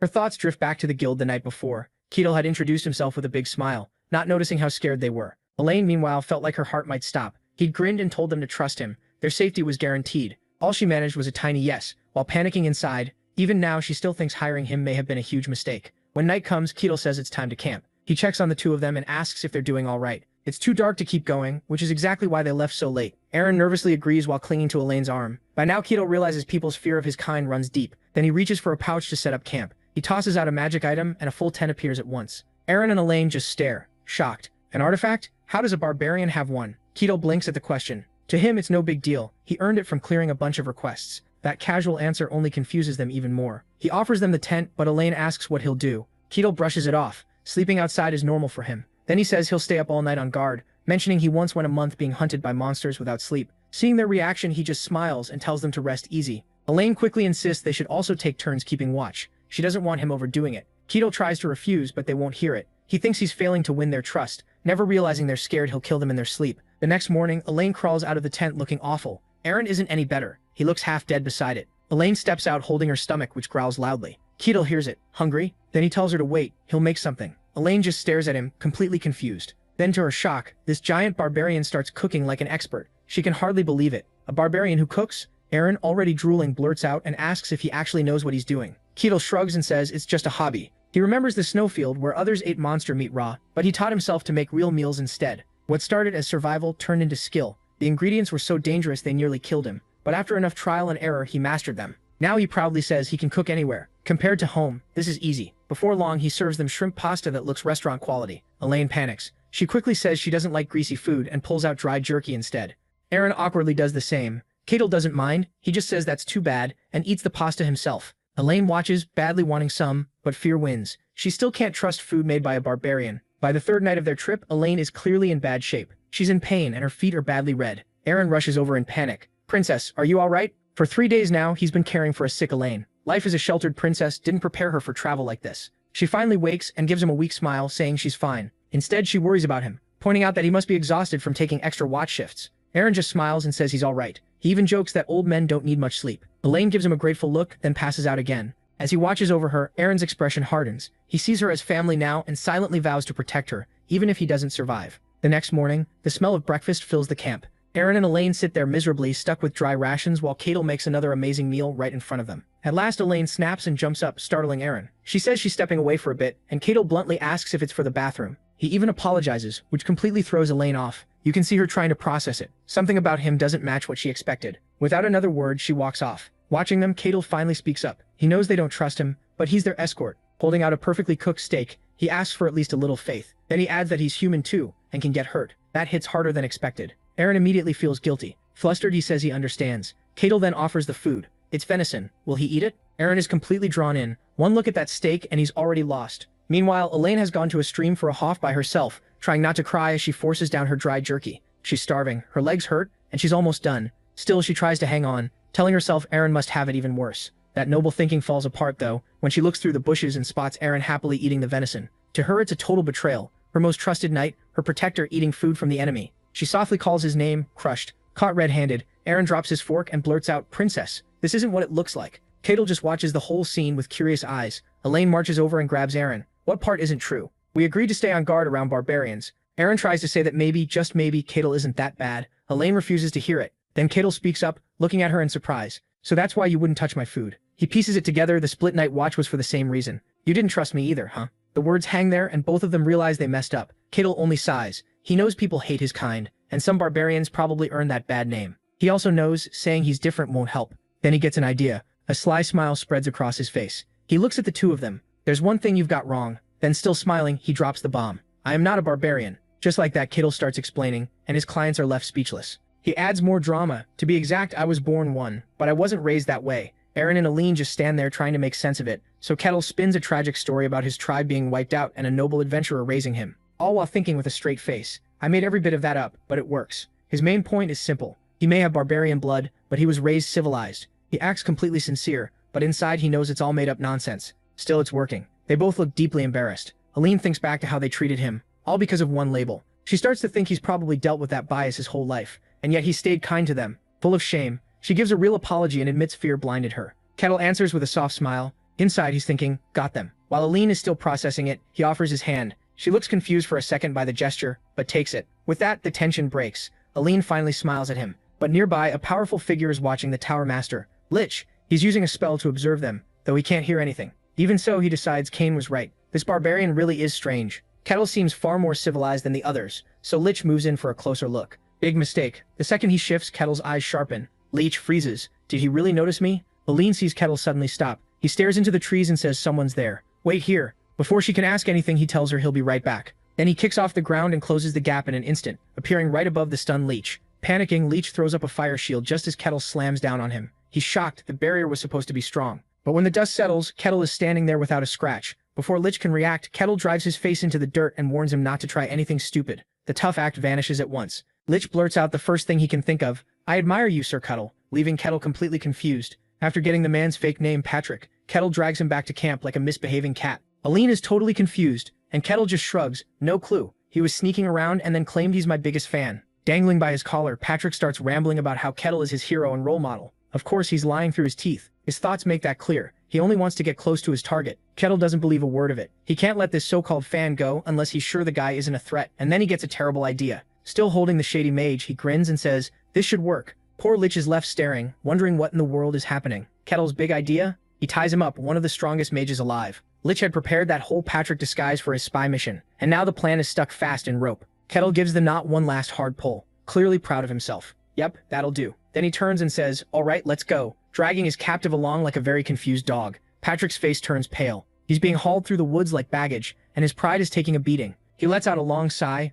This has never happened to him before. Still, there is one upside. He gets a close look at Cadel. As he's dragged along, he thinks back to a report from Swordmaster Kane. It described Kettle's insane speed and the raw strength to smash through magic with his fists. Even in this weaker human body, Patrick thinks he could handle a superhuman, so he starts wondering if Kettle is really hero class. At last, Aline speaks up. Lord Kettle, there's something I need to tell you. Kettle glances back, so you're finally ready to talk. Aline is surprised he already knew she was hiding something. The secretive knight behavior gave it away. Kettle says it was obvious, and Aline looks completely caught. He says he understands why trusting him was hard, and Aline apologizes for real, ready to tell him everything. She even says he can walk away from the quest if the truth is too much for him. But just as she's about to explain, Kettle cuts in. Wait, someone's here. Right then, the nearby bushes rustle. Aline flinches. They aren't alone. Out of the brush come two knights in heavy armor. As more surround them, Kettle looks at Aline. Seems they're here for you. Aline freezes. The lead knight introduces himself as Captain Lucentio Edenheimer and greets her as Princess Aline of the Lucian Kingdom. On the side, the tied-up mage hears that and realizes this just became much more interesting. Captain Lucentio steps forward and says they've been searching everywhere. The king is worried, so please come with us. But instead of relief, Aline looks terrified. The captain then turns to Kettle and basically says, thanks for guarding the runaway princess, we'll handle things now. Aline answers with one word, no. Everyone is stunned, but she presses on. Who are you? Lucentio looks lost. Aline clenches her fist and demands again, who are you really? He starts to repeat his name, but she snaps, don't mock me. I know the real captain, and you're not him. She accuses the imposter of taking over the castle, replacing her friends and family, and demands to know what he did to her real parents. Meanwhile, Patrick makes tiny motions behind his back and uses magic to check the captain, only to find he's fully human. Aline keeps shouting, you want to eat me too and steal our kingdom, don't you? Tears run down her face, but her voice is firm. I won't let that happen. I'll avenge everyone who disappeared. The knight captain listens to all of it in silence, then lets out a heavy sigh. He turns to the others. You heard her. The princess is delusional. Aline explodes. Delusional, but he calmly tells her to think clearly. Is she really saying everyone changed except her? Could that even be true? For the first time, her certainty starts to break. He says she needs treatment right away and reaches out. Your Highness, let's end this and come with us. Cornered and with nowhere to turn, Aline's hope starts to collapse. She whispers, please, someone. And right then, a voice cuts in. What are you doing? Aline looks up and sees Kettle step between her and the knight. The captain glares and orders him aside, but Kettle just smirks. Sorry, can't do that. Aline can only stare, stunned. Lucentio glares harder and demands again that Kettle move. Kettle doesn't budge. Not happening. Lucentio's expression darkens. If you won't move, I'll use force. He charges without waiting, bringing his huge sword straight at Kettle's head, but Kettle stops it by grabbing his face.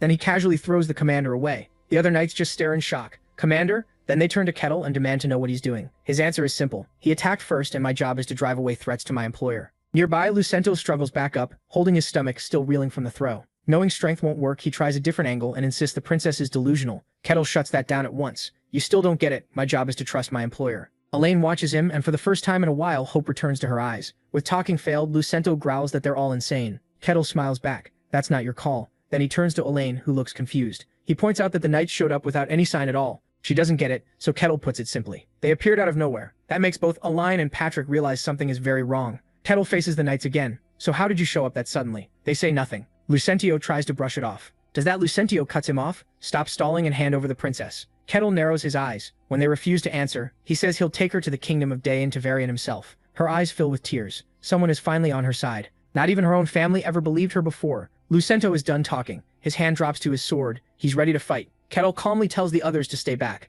Elaine trusts him now, but still begs him to be careful. These were the kingdom's strongest men, and Lucentio orders them to draw their swords. Kettle only smiles, almost excited. From the side, Patrick checks their stats. The knights are second tier, and all of them can use mystic arts. Lucentio, though, is first tier. Then the order comes, bring down the barbarian, even if they have to kill him. The knights rush in together, boxing Kettle in with flashing blades. He doesn't move, purple energy bursts out from him, and the battle starts for real. Kettle goes right on the attack, dropping them one after another with clean, brutal moves. A shockwave explodes from his body, and blasts several armored knights away. As they slam to the ground, Kettle casually says group attacks are annoying. Lucentio snaps and yells for his men not to stop. All 6 attack at once, diving in from every side. It still doesn't work. Kettle turns into a storm, grabbing each knight the moment they come down and throwing them aside. At last, Lucentio charges in himself, his sword glowing green as he roars for Kettle to die. Elaine cries out in fear, sure this is the end for the man protecting her. But when the blade drops, Kettle catches it with his teeth. Lucentio just freezes, completely stunned. Then Kettle's eyes flash purple, and with one crunch, he breaks the enchanted sword apart. The impact sends Lucentio flying back.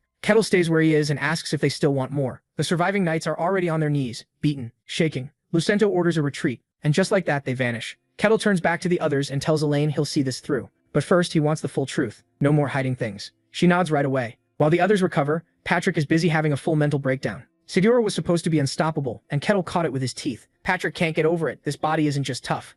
It can cancel all kinds of magic. Kettle is a complete mystery. Later, once they're gathered by the fire, Kettle finally asks for the whole story. Aaron's face hardens as he drops the truth. Their kingdom has been replaced. By the time he and the princess understood what was happening, it had already taken over everything. Kettle gets it at once, that's why they ran. Aaron says if they had stayed, they would have been replaced next. He explains that this strange problem began about a year ago, and that detail catches Kettle's attention. 1 year ago, the same timing the Inquisitor of Quaz mentioned. He remembers her warning, the Demon Realm seal was leaking. Dungeons were appearing everywhere, and evil things started showing up all a year ago. That lines up too well to ignore. Even that strange guy from Kettle's last quest said something similar. He thought it was nonsense then, but maybe it wasn't. Aaron goes on saying they never found where the distortion began. They called in strong mages and mystics for help, but every one of them got replaced too. Interested, Kettle asks how Aaron could tell the fakes apart. Aaron says he can't fully explain it, he just feels it. Something about the air around those people feels wrong. Even when they act normal, that twisted feeling never goes away. He didn't believe the princess at first either, not until impossible things started happening. Then Aaron starts explaining how it began back when he managed the castle servants. He talks about a maid named Kathy, a shy girl who was terrified of almost everything, especially ghost stories. He used to tease her with scary stories all the time. Then one day, Kathy suddenly stopped reacting. No screams, no fear, nothing. At first he thought she'd simply gotten over it. The real warning came later. Part of Kathy's work was cleaning the giant castle statues, and she hated it. One day, a huge stone statue fell on her. She should have died, but somehow she lived. The creepy part was her reaction. She wasn't scared at all, only worried she'd be punished for breaking it. That's when Aaron knew the person before him wasn't the real Kathy. Kettle sums it up. Someone afraid of everything suddenly wasn't afraid of death. Very interesting. Aaron says she looked the same, but the real Kathy was gone. After that, he started testing other people in the castle and found that most of them were fakes too. When Kettle asks if that's why they fled, Aaron says yes, they knew they'd be next. So Kettle asks the obvious next question, why go to Do di Antivarian? Elaine answers that only its king can perform something called a human declaration. She explains an old legend from the age when humans lived beside many other races. A man wanted a kingdom only for humans, so he made a deal with an unnamed god. That god gave him one power, the ability to tell what is human and what isn't. With that power, he built a kingdom that later became di Antivarian. Elaine says only that founder's bloodline can use the human declaration. Kettle smiles, so something like that exists. This world really doesn't get boring. He tells her the plan makes sense. Elaine looks up, teary-eyed, and asks if he's really willing to keep going. He answers with a gentle smile, nothing changed. He promised to escort her, and he'll keep that promise. Relieved, Elaine thanks him with all her heart. Then she swears that if he completes the request, she'll grant any wish she wants. Kettle accepts smoothly and says he'll look forward to it. That makes Aaron panic. Later that night, Patrick slips over to Kettle and asks the big question. Does he really believe her? Kettle glances at him, not completely, but he thinks she's telling the truth. Patrick argues that the turquoise knights they fought were definitely human. Kettle quietly agrees, he thinks so too. Patrick reminds him what's at stake. He's making an enemy of an entire nation, and just knowing this secret could get him killed. So he asks if Kettle is really doing all this just for a contract. After a pause, Kettle admits that's only part of it. Then a huge grin spreads across his face and he reveals the real reason. He says it'd be a waste to miss something this interesting, leaving Patrick speechless. Kettle makes it clear he's doing this because it's exciting. Patrick just stares, not sure if he's talking to a hero or a lunatic. Then he asks if Corral is only here because of the contract. Corral lowers his gaze for a moment and partly agrees, but says more than that, this is a very interesting story. His eyes light up with excitement. He isn't here for money. Patrick is losing it. He's seriously asking if they're risking all this just for fun. Kettle's eyes glow purple as he flashes a sharp grin and asks what more anyone could need. Corral is just as fired up by the adventure, a being that can replace someone without anyone noticing. That's what fascinates him. Patrick, though, has a different reaction. Deep down, he wants to study Corral, and by study he means cut him apart, piece by piece, to learn how his power works. The next day, the trip continues. Patrick gives up trying to understand any of this, and decides to just watch what happens. Then an arrow cuts through the air, but Corral snatches it out of the sky. The sudden attack throws Elaine and Aaron into panic. Corral, though, only smirks and says ambush tactics aren't a bad idea. A second later, 4 knights jump down from the trees. Corral calmly adds that it still isn't the right answer. One pulse of power sends all 4 flying. They crash down so hard their armor splits, and one of them spits blood. The battered knights scramble away, calling him a monster. Corral looks faintly pleased. Elaine tells him he's amazing, but he just shrugs and asks if they weren't weak.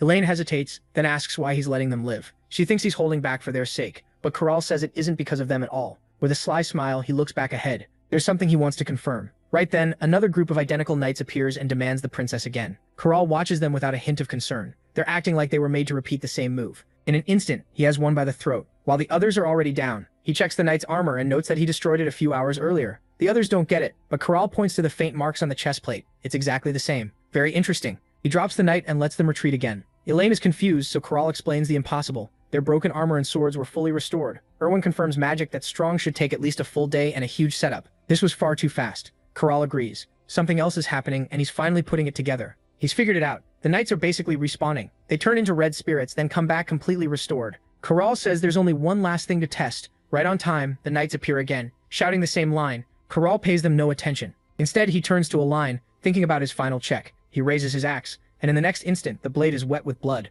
Standing over the dead knight, Corral notes that his axe met real resistance, like it struck a human body. He looks at his shaken clients and says, this should be enough to prove his idea. Align steps forward, clearly disturbed, but Corral cuts in with a direct question. Can you do it? Her mind jumps back to the time she watched those knights from a balcony, especially a young man named King. She remembers how he changed into someone she barely knew, but watching him truly die still broke her. In that memory, she screamed for them to stop, yet the corrupted knight only kept demanding she be handed over. Back in the present, everyone is frozen, trying to understand what they just saw. Erwin Fornaci di Tercia is horrified, and Aline's reaction gives Corral the answer he wanted. With a small grin, he says his theory is confirmed. That night around the campfire, Aline finally speaks. She says what no one can deny. They really did die. Corral watches the fire and answers grimly, yes. Aline shivers as she remembers their glowing purple eyes and eerie smiles. Corral goes back to what he heard about Kanat fearing death and wonders if that's because these things can't die at all. Whatever they are, he says, they're no longer human. Then he hands the trembling princess a bowl of soup and asks if she knows what's happening. All she can say is that she doesn't. Aline quietly says that returning after death isn't really living.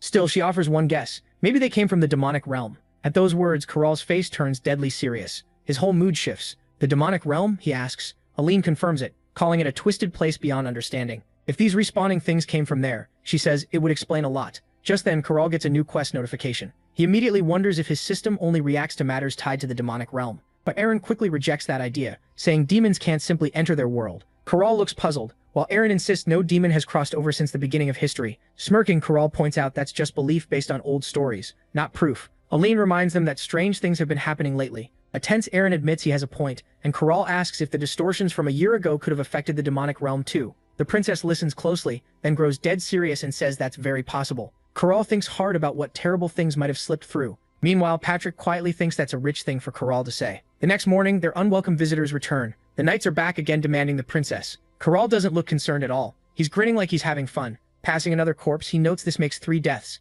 and every time they return perfectly restored. Aline clenches her fist in disgust and calls them vile monsters. Corral treats it like a puzzle and starts wondering what they really want. Elaine guesses they plan to consume her kingdom, build up their numbers, and conquer the continent. Corral doesn't agree. He says it's probably not that simple. If their goal was just to destroy the kingdom, he points out, they could have killed her long ago. They've had plenty of chances, and they never attack at night, when humans are weakest. As he speaks, he casually knocks another knight aside. If they're immortal, why keep using hit-and-run attacks? These things don't behave like monsters, he tells the stunned princess. They act like they still think they're human. Then, with a dangerous grin, he says he's had a great idea. Aline and Aaron immediately look worried. Corral's idea is simple: kidnapping. He captures one of the knights, ties him up, and ignores his threats. Clapping his hands with a friendly smile, Corral says it's time to talk. Even Patrick can only watch in disbelief, thinking Corral is completely insane. Erwin Fornaci di Tercia loses his temper and demands to know what Corral is doing. Corral calmly says they're just having an honest conversation. That makes Erwin Fornaci di Tercia snap. He wants to talk to a monster. The captured knight looks confused by that. A monster? What are you saying? I'm human. Aline yells at him to be quiet. She calls him disgusting for pretending to sound human. She watched him die and return again and again. There's no way she'll believe he's human. Still, the knight keeps insisting they aren't monsters. He begs the princess to believe him, and that pushes Aline over the edge. She screams at him not to treat her like she's crazy. She accuses them of devouring her parents, and says her worst fear is that they want to turn her into one of them. The knight quickly denies that and says no, the princess will stay exactly as she is now. That wording makes her stop. What does he mean by that? Corral and Patrick both react at once. The knight admits he doesn't know the full plan, but he's certain of one thing. Both of them must return to the kingdom. Aline turns away, saying there's no point listening to a monster speak nonsense. But before she can leave, Corral stops her. Realization spreads across his face. So that's how it is, he says. Then he asks Aline one chilling question. Does she consider herself human? The question hangs there, leaving Aline confused. She scoffs and asks if the answer isn't obvious. Corral's eyes glow as he quietly says, I see. But Aline misunderstands, thinking he's calling her a monster. Before she can finish, a wet tearing sound cuts through the air. Her eyes go wide in horror as a grotesque scaled fleshy limb bursts from her chest. No one can make sense of it. Corral only watches with grim certainty, while Aline stares down in shock at the thing that came out of her own body. Was that nightmare scene real? Princess Aline jolts awake, gasping. Aaron rushes over to check on her, but she's still dazed and has no idea where she is. Then it all comes rushing back. She remembers Corral's words and looks down, expecting a hole in her body. Then Corral's voice cuts in. So you're awake? He stands there with his arms crossed, panicking. Aline asks what happened after that thing burst out of her. Corral calmly explains that she had a wound that should have killed any normal person, but now she's perfectly fine. As she struggles to take that in, Corral adds the worst part. She was fully restored, just like those knights. He even checked Aaron, and he's the same. That's when the truth hits. Aline. It's already too late. She's one of them. A little later, Corral steps outside and finds Patrick by the fire. Patrick immediately asks how the princess is handling the truth. Corral says she's falling apart, but Patrick replies she's coping better than expected. Then he gets straight to it. Since when did Corral know? Corral says he had suspicions, but when did he know for sure? From the beginning, he says, Corral had sensed a familiar presence on Alin and Aaron from the start, something Patrick's magic never noticed. That wasn't his only clue. He also noticed Alin wouldn't eat his food and had lived almost entirely on jerky for days. Corral points out that a sheltered princess couldn't keep that up by willpower alone. Patrick is genuinely impressed. Just then, Aaron calls for Corral. Aline steps out of the tent, her face now steady and resolved. She announces they're going to the Dayan Kingdom. Corral smiles, glad she's finally decided. But before they can leave, he speaks to the empty woods. He says it's time to come out. He didn't sense magic, just trusted his instincts. Corral grins, pleased he was right. A figure suddenly appears out of nowhere. It's an old wizard. Aline and Patrick can only stare. Corral is mainly surprised by the invisibility spell. The wizard introduces himself as Adamant Raja, chief mage of the Kingdom of Lutine. He says he's here to take them back home. Corral tightens his grip on his axe, but the mage says that won't be needed. Turning to Alanine, he tells her it's time to return to the palace. He warns that this trip could cause a diplomatic problem. A tear runs down Alanine's cheek as she asks what any of that matters now. She says she's just a monster acting human. The wizard repeats the word monster, then says yes, they've changed, but that doesn't mean they've lost themselves. Looking right at her, he says only one thing has changed. Adamant calmly explains that Aline is simply becoming more complete, and he assures her she is still the princess of her kingdom. That sounds kind at first, but then his stare turns cold. He says her real fate is to become their perfect queen. A perfect queen. That sounds a lot like a puppet ruler. Ketel brings up the ship of Theseus, the famous ship from Athens. As the wood rotted, each plank got replaced with a stronger one. Over time, every part was changed until none of the original ship was left. So Ketel asks the big question. After all that, is it still the same ship? Then he says the kingdom of Lutane is basically one giant ship of Theseus, and Aline immediately understands what he means. Right then, the old mage steps forward. His presence alone feels overwhelming. Looking straight at Aline, he calmly tells her to return. Her place is in the Lutane kingdom. Aline can barely answer. His demand leaves her shaken, and she has no idea what to do. Katitle leans in with a sharp grin. Want me to? I can make him disappear for you. The mage shifts his glare to Katitle. Barbarian, you already know we're the same. So why stop me? Katitle doesn't even flinch. So what? He couldn't care less what the mage is. Standing between them, he makes one thing clear. He's here to protect his employer. Meanwhile, Aline is still spiraling, stuck on the truth that she may not even be human. She feels fake, like she's not really Aline at all, just something else. Keto cuts that off with a firm no. Aline breaks down crying as he says exactly what she needed. To him, she is Aline.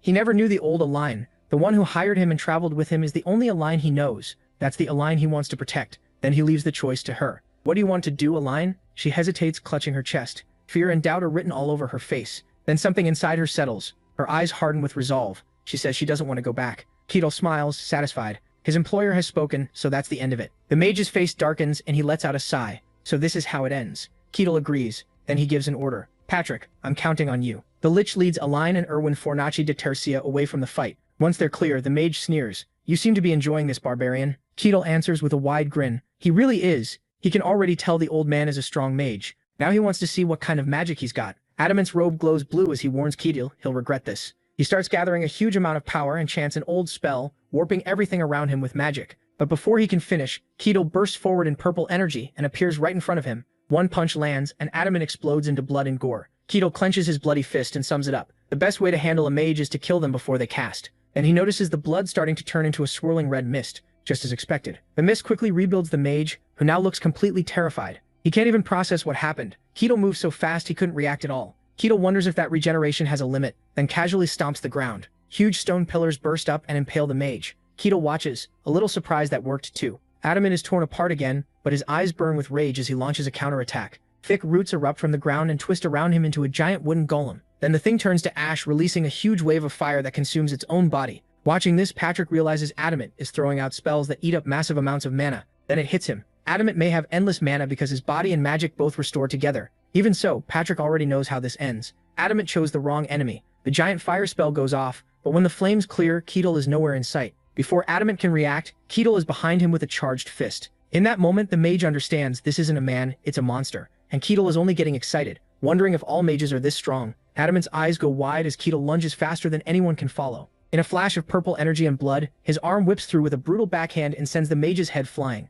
Ketel stands over the body and looks at his blood-covered fist with a strange look. Something about the blood feels off. The headless body breaks into red particles and quickly forms Adamant again, fully restored and shouting at Ketel, asking what he is. Adamant is furious now, like this whole fight is some sick joke. Ketel only gives him a calm, almost mocking smile and says he's just a normal barbarian. Finally, Adamant gets serious and says they're done testing each other. The ground starts shaking as he gathers an enormous amount of magic. He rises into the air inside a swirling storm of power and declares he'll fight at full strength. Keto just grins, excited to see more, and he means it. In an instant, Adamant traps Align and the others inside a violent magical storm. Keto calmly judges what he's seeing. This is no amateur. It's a veteran mage who can summon a disaster like it's nothing. Even Keto has to admit it's impressive. He thanks Adamant for showing him something interesting. Then he decides the show is over and takes one slow step forward. With a stomp, a massive wave of purple power erupts outward. The shockwave tears through everything and throws Adamant back. The mage is left stunned. Meanwhile, the rest of the group is completely safe inside the barrier, just staring. Patrick can't believe it.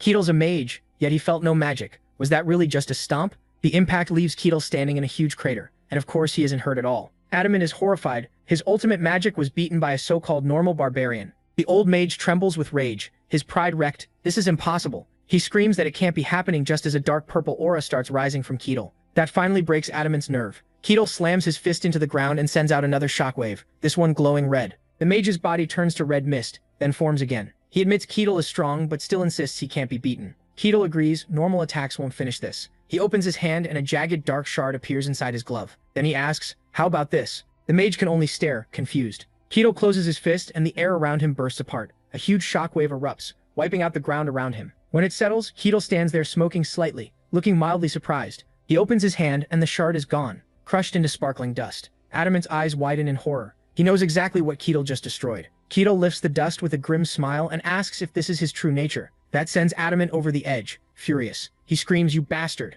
Ketel narrows his eyes and asks if he wants to keep going. Then he makes it clear if this fight continues, Adamant's life will be on the line too. The mage stays silent in the red mist as the eerie energy fades. Before vanishing, he leaves one last warning. Ketel will pay for this. With that, the battle ends, and Ketel is left standing alone in the middle of a wasteland. After the fight, the party regroups and heads back on the road. At last, they reach their destination. The massive walls of Darren, Tevaharian rise ahead. Patrick stops there, saying this is where he parts ways, since he's a foreigner. Ketel apologizes, but Patrick brushes it off and says traveling with him was fun. Ketel says he feels the same and hopes they meet again. Patrick says they probably will, and sooner than Ketel thinks. Ketel watches him leave, unsure what that meant. Then they head for the gate and a guard immediately shouts for the barbarian to stop and back away. Ketel stays calm. He's clearly been through this before. Before it gets worse, Align steps forward and orders them to open the gates. She proudly reveals who she is, the first princess of the kingdom of Lutane, Align Mavrichi, and demands an audience with King Barbosa Dennet, leaving the guards stunned. And it works. Not long after, Ketel is relaxing in a luxurious guest room. He's more than happy with the change, especially thanks to Aline. This bed isn't bad at all. With the escort mission finished, he figures the quest is finally complete. Right then, a blue system window appears. 758th quest complete. Another message follows. Rewards will now be given. Ketel is confused, since he usually doesn't get rewards like this directly. A sharp knock at the door cuts off his thoughts. It's Aline, the noble he escorted through the wasteland. She asks for a moment, and Ketel invites her in. A little later, Ketel asks how things are going. Aline says her audience with the king is set for tomorrow, and she believes that will settle everything. Ketel isn't convinced. To him, this could be where the real trouble starts. Aline seems to feel the same. After a short pause, she softly calls his name. Then she asks him straight out if he knows what really took over her kingdom. Ketel shuts his eyes and admits he does have a few guesses. Then he throws the question back at her. He asks what she thinks her kingdom has actually become. Instead of answering right away, Ketel holds out a shiny rainbow-like shard. He tells the confused Aline this is the true form of whatever replaced them. She just stares at it, totally lost. Ketel explains he had to compress it by force just so normal eyes could see it. He isn't even sure people in this world would understand the idea, but he asks if she follows him. To his surprise, she does. Aline says it's like mana or aura, things you can't see unless they're packed together. That clicks for Ketel. He forgot this world already has invisible powers. Then the meaning of his words finally hits her. Ketel says to think of a person as a giant mass of tiny pieces. From her brain to her blood, her whole body was replaced by them. The thought hits hard and she pulls back, wrapping her arms around herself in disgust. Ketel asks if she's okay, while admitting it's a horrible thing to hear. Shaken, she asks if those particles are dangerous. Ketel gives a small reassuring smile. They seem inactive, and strong force can break them apart. For simplicity, he decides to call them nano. He says each nano is its own being, and together they only copy a human shape. That's why normal injuries don't kill them. It's like trying to kill a lake by cutting water. When Aline whispers immortal, he confirms it. That also explains why they don't understand death. But Aline catches a problem in that idea. She points out that she fears death, so by his logic she shouldn't be like them. Ketel admits she's right. Then he offers a new guess. She may be going through some kind of mutation. That leaves her stunned. Later, Ketel lies back, resting on a ridiculously luxurious bed in the Dian Tavarian palace. He wonders if Aline has met the king yet. The thought of seeing an actual fantasy king, one said to have power from a god, makes him smile. He wants to see what the man is really like. Then the door suddenly opens. A stern knight calls to him. The king wishes to see you, barbarian. The knight Maximus leads Ketel through the palace and gives him a warning. show proper respect if he values his life. Catol only smiles and says he'll remember that. At the throne room, Maximus announces him. Catol walks in and pauses in surprise. Aline is there along with the king and someone else he recognizes. King Barbosa Dean Tveharion speaks first, asking if this is the barbarian who escorted Princess Elaine. Catol answers with a respectful bow. He introduces himself politely as Catol the Barbarian. That manner's first approach catches Maximus and the king off guard. The king even has to cough before continuing. He says Princess Elaine told him Catol is unlike other barbarians. Catol just grins and says that's what people keep telling him. Then his gaze shifts to the man beside the throne. Is that Patrick? Elaine quickly gets flustered and explains that man is the Tower Master. Patrick immediately starts sweating. Trying to act calm, he says Catol must have him confused with someone else, even though he's panicking inside. Catol plays along with a smile. He says he must have been mistaken and apologizes. Patrick forces a relieved smile. He can't believe Catol saw through a disguise that changes appearance, mana, and even personality. After only one brief meeting, that shouldn't have been possible. But Catol's quiet stare keeps putting him on edge. Maybe that perfect disguise isn't so perfect after all. Catol decides not to expose him and lets it pass for now. Changing topics, Elaine nervously asks about the human declaration. From the throne, the king gives his answer. They are human. He says his ancestors' rule was simple. If someone believes they are human, then they are. So Elaine, Aaron, and even the captured knight all count as human.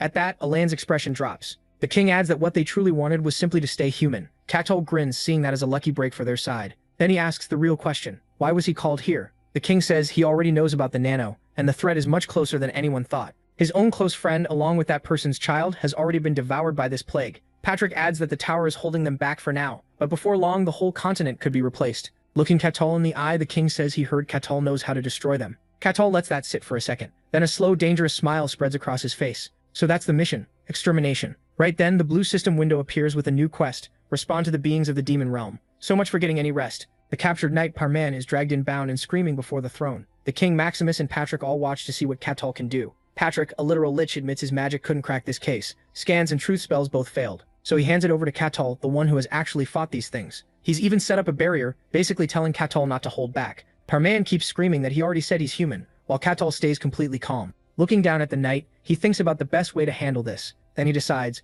Catol opens his eyes and releases his full killing intent. A massive, terrifying pressure that promises death. Parman's face twists in raw fear. He's never felt anything like it. For the first time, something that doesn't understand death is forced to feel true terror of it. Catol's malice is so heavy it shocks everyone in the room. Even Patrick, a lich, starts sweating, and he's only feeling a tiny part of what's aimed at the knight. Under that pressure, Parman's body and mind break apart. At last, something spills out, a dark, sparkling energy leaking from his body. Catol smiles. It worked. The thing inside is being forced out, and everyone watches in shock as a shadowy humanoid with glowing white eyes fully emerges. Alan stares in disbelief. So that's the nano's real form. Catol smiles and greets it, saying he'd like to talk if that's all right. The whole court goes quiet as the creature actually thinks it over. After a moment, its eyes narrow with interest. Fine. It immediately asks why they reject it. Alan snaps back that of course they do. It devoured and killed everyone they knew. But the being sounds honestly confused. It says it only made them perfect. Catol catches on fast and realizes it wants Alan back because it still can't understand her rejection. The entity brushes him off, saying it has no reason to answer. Catol keeps it smooth.